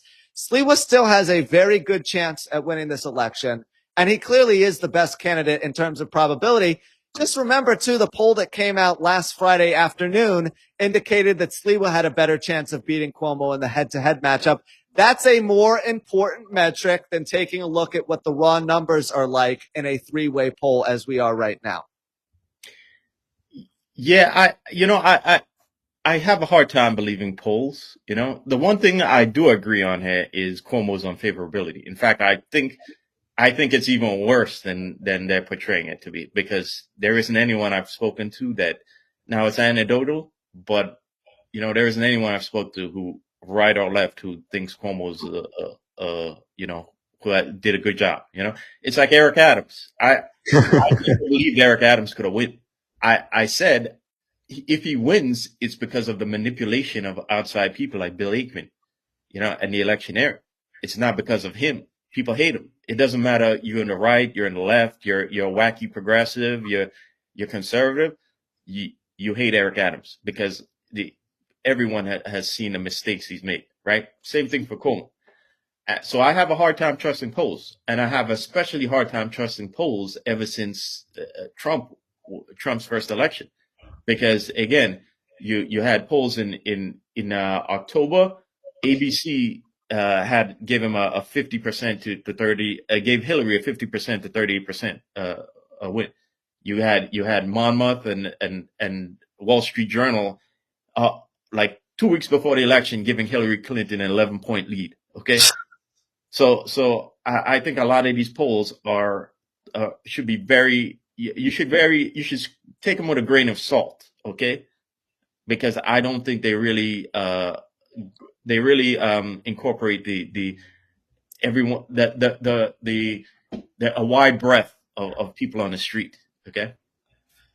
Yeah, and part of the problem with predictive polling and representative sampling is you assume that the subset that's being sampled there is going to be applicable to everyone else. In layman's term, you take 500 people from the subway stop at Canal Street and you poll them. You're assuming that those 500 people, psychologically speaking, are going to think the same as people in Staten Island, in Queens, that they're going to be operating with the same morals, reasoning, and logic.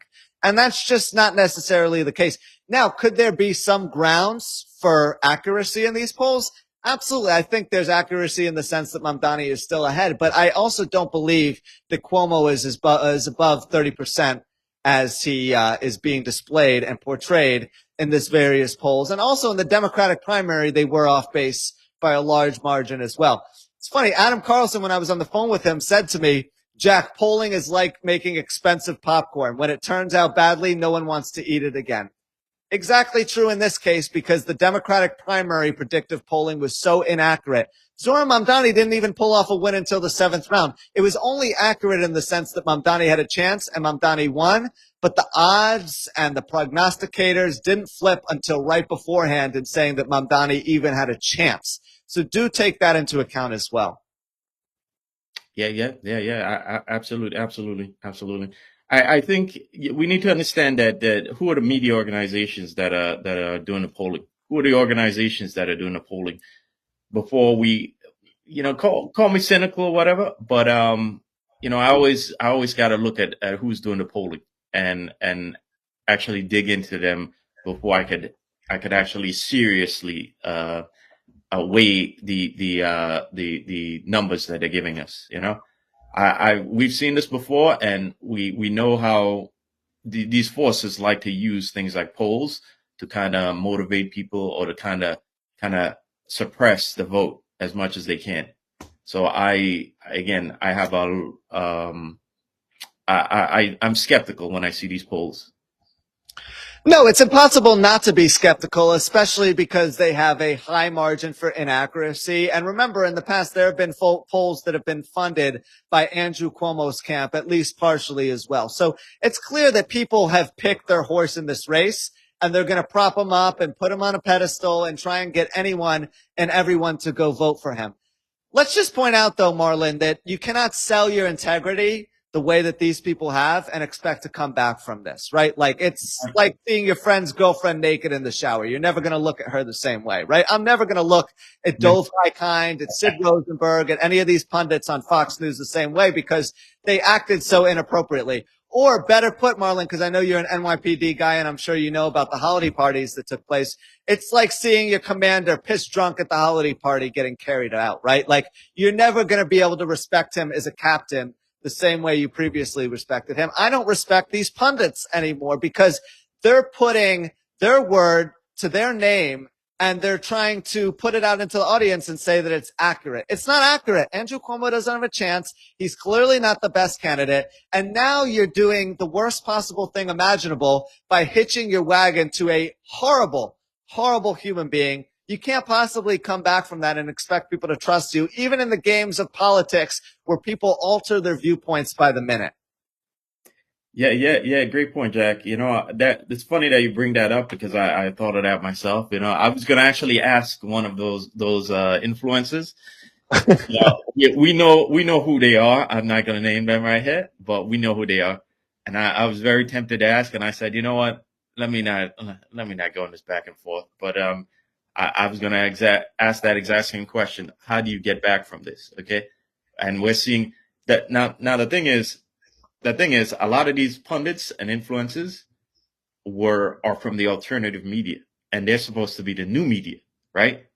Because in you look at the scandemic, and a lot of them presented themselves as an alternative to the messaging we were getting from the mainstream media, which was which you can tell was propaganda and wasn't like honest and genuine.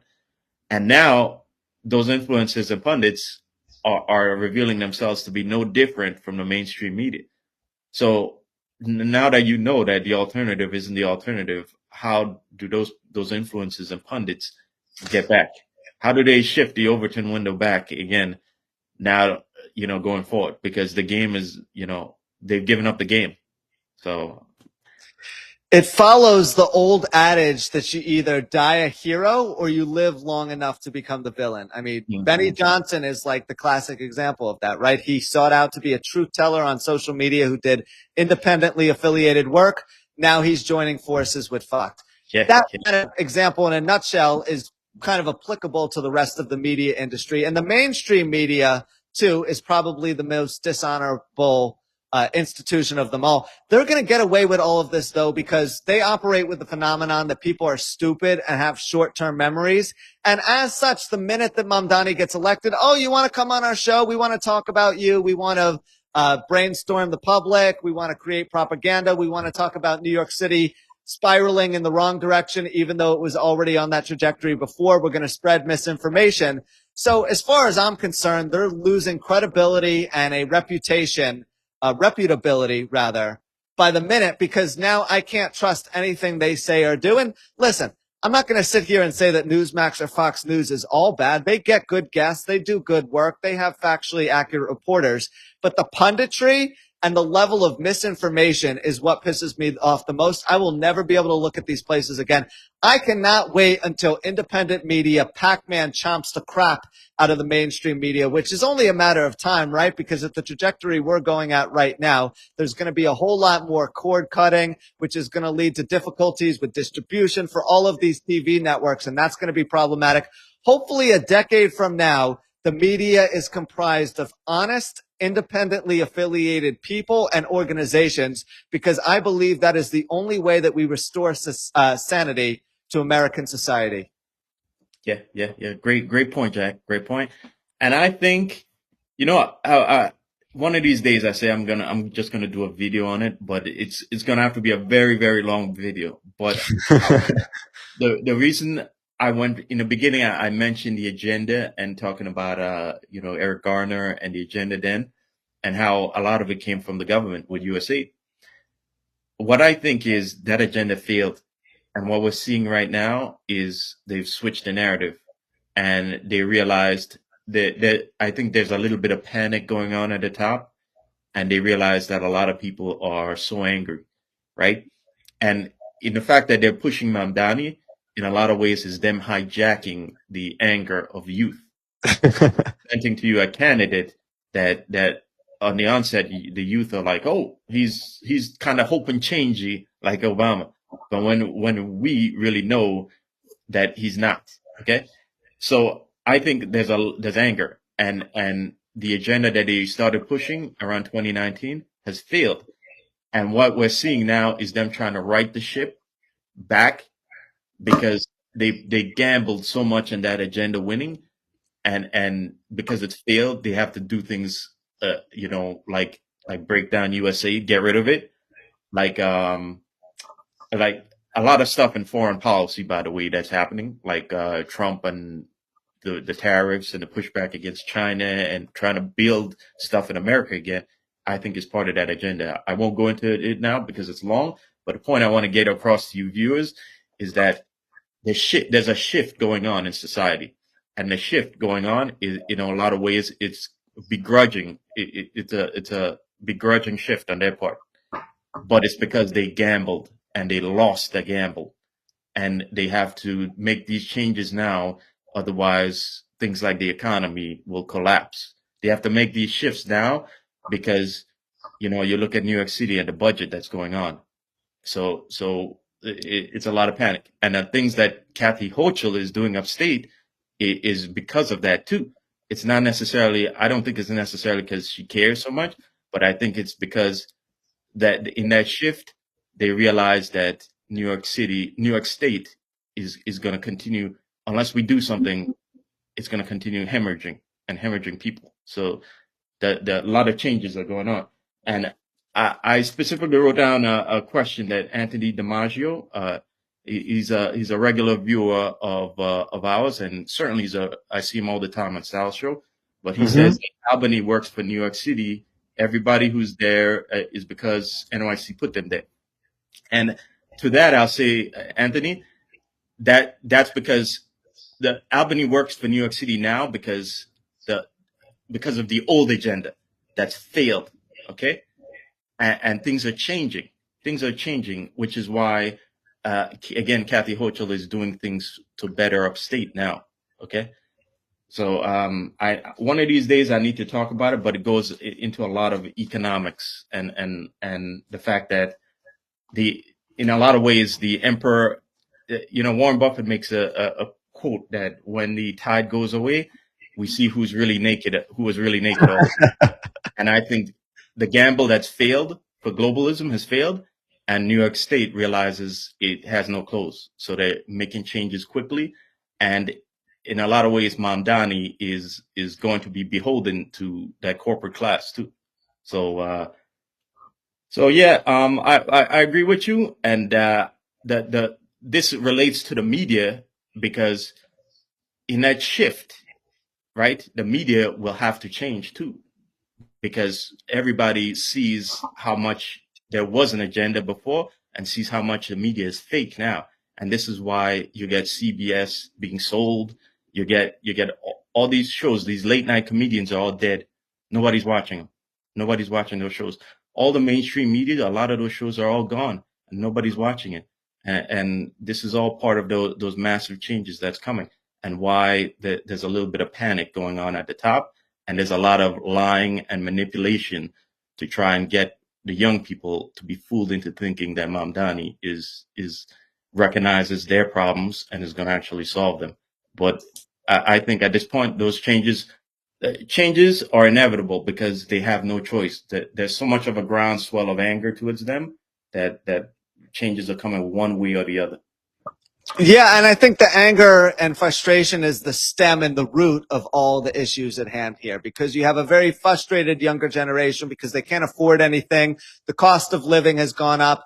Owning a house is a pipe dream. They can't save any money per month because they're living paycheck to paycheck. And instead of listening to someone like Curtis Sliwa, who actually has tangible solutions, it's like you have someone who's kind of in the same age range as you, who understands your issues, but doesn't really have any solutions. He comes over, puts his arm around you and says, listen, buddy, things are going to be okay now. It's fine. I'm going to help you. We're going to get through this together. We might not have real solutions, but we'll figure it out. In a nutshell, it's a classic social commentary of the misinformation of the younger generation, which is what makes things so sad. Anyway, Marlon, we've been going for about 2 hours right now. We've had a fantastic conversation, a great show. Thank you for everyone who liked, subscribed, shared, commented, chimed in on the conversation. We read all of the comments and got them up on the screen and really enjoyed this discussion today. You have any final parting thoughts for the audience before you sign off? Yeah, guys, like we said, get out there and go vote for Curtis, because again, those changes that I said are coming, they're coming. And we need a guy who's going to be at that table, who's going to have our voice there. Because the rich guys are going to have their voice, and the political, bottom feeder class is going to have their voice there too. So we need our voices there. And, I see your comment, Samara. If I get back, I want everything back. I want my shield back, my shield number. I want everything back, because I did nothing wrong. And in fact, I tried my best to prevent the department from getting themselves in trouble. Okay. I told them, again, the reason why I told them to watch out for that this thing wasn't approved is because I foresaw that there might be problems for cops down the road. Okay. So the fact that they fired me and took everything away from me gets me. I don't even want to get started right now, because it'll get me angry. Okay. Because I did nothing wrong. But, I thank all of you guys for joining us today. We always appreciate you guys joining and jumping into the conversation with us. And I thank you, Sal. Yeah. Do I have a man bun? I thank you, Jack, for having me on, and you guys will see Sal back here soon, and I'll see the rest of you on Friday. So, yeah, no, thank you so much to Marlon for sitting in the passenger seat and programming the GPS for me as I drove the car today. It was a really great conversation, and appreciate Marlon's candid analysis at the very end. Interesting to see what happens with the vaccine mandate. There were a bunch of people that were forced to take it against their will, even those who had medical concerns. Some of those resurfaced. I mean, let's just say the city is in a point where they're very legally liable on any and all of these things. We'll have a conversation about that another day, though. In the meantime, be sure to follow The Finest Unfiltered, as we have a very exciting week for you in the lead up to Election Day, which is a week from today exactly. Coming up tonight on the 10-4 Tavern, we will have Christian Quinn, retired major from the Fairfax County Police Department, served 24 years with them, on with Tom Joyce and Peter Forcelli. Tomorrow morning on New York's Finest Retired and Unfiltered podcast, live at 8:05, John McCarry and Eric Dim will be back with you, and they'll be joined by Bob Holden on the show before we have a very exciting evening where, drum roll please, Curtis Sliwa will be joining the Executive Perspective with Ron Layson and Rob Lukash. So be sure to tune in on X, on YouTube, chime in the comments section. It's going to be a fantastic show. And big shout out to Curtis Sliwa and his camp for coordinating a series of interviews with our platform as well, which has included an interview with Sal, an interview with The Morning Show, and now an interview with the Executive Perspective as well. He also joined in on our X Space right after the debate, literally right after the debate. He went into a TV van where he did a TV spot with Sean Hannity. He left the van, came right onto our X Space and joined us. So big shout out to Curtis Sliwa for really taking the time and the initiative to connect with the media. He's not only connected with us, but all of the local, student, small, big outlets in New York City. He's made the time and the place for everyone. And you really have to appreciate that out of a mayoral candidate in today's day and age. Sal Greco, the better looking person working on the show. I can say that. I don't have an ego. Don't worry. He has the ponytail and the suit, all that good stuff. He's going to be back this upcoming Thursday for an interview with John Scola. It's going to be extremely entertaining. He's going to talk about all of the latest lawsuit news in New York City. So be sure to tune in for that.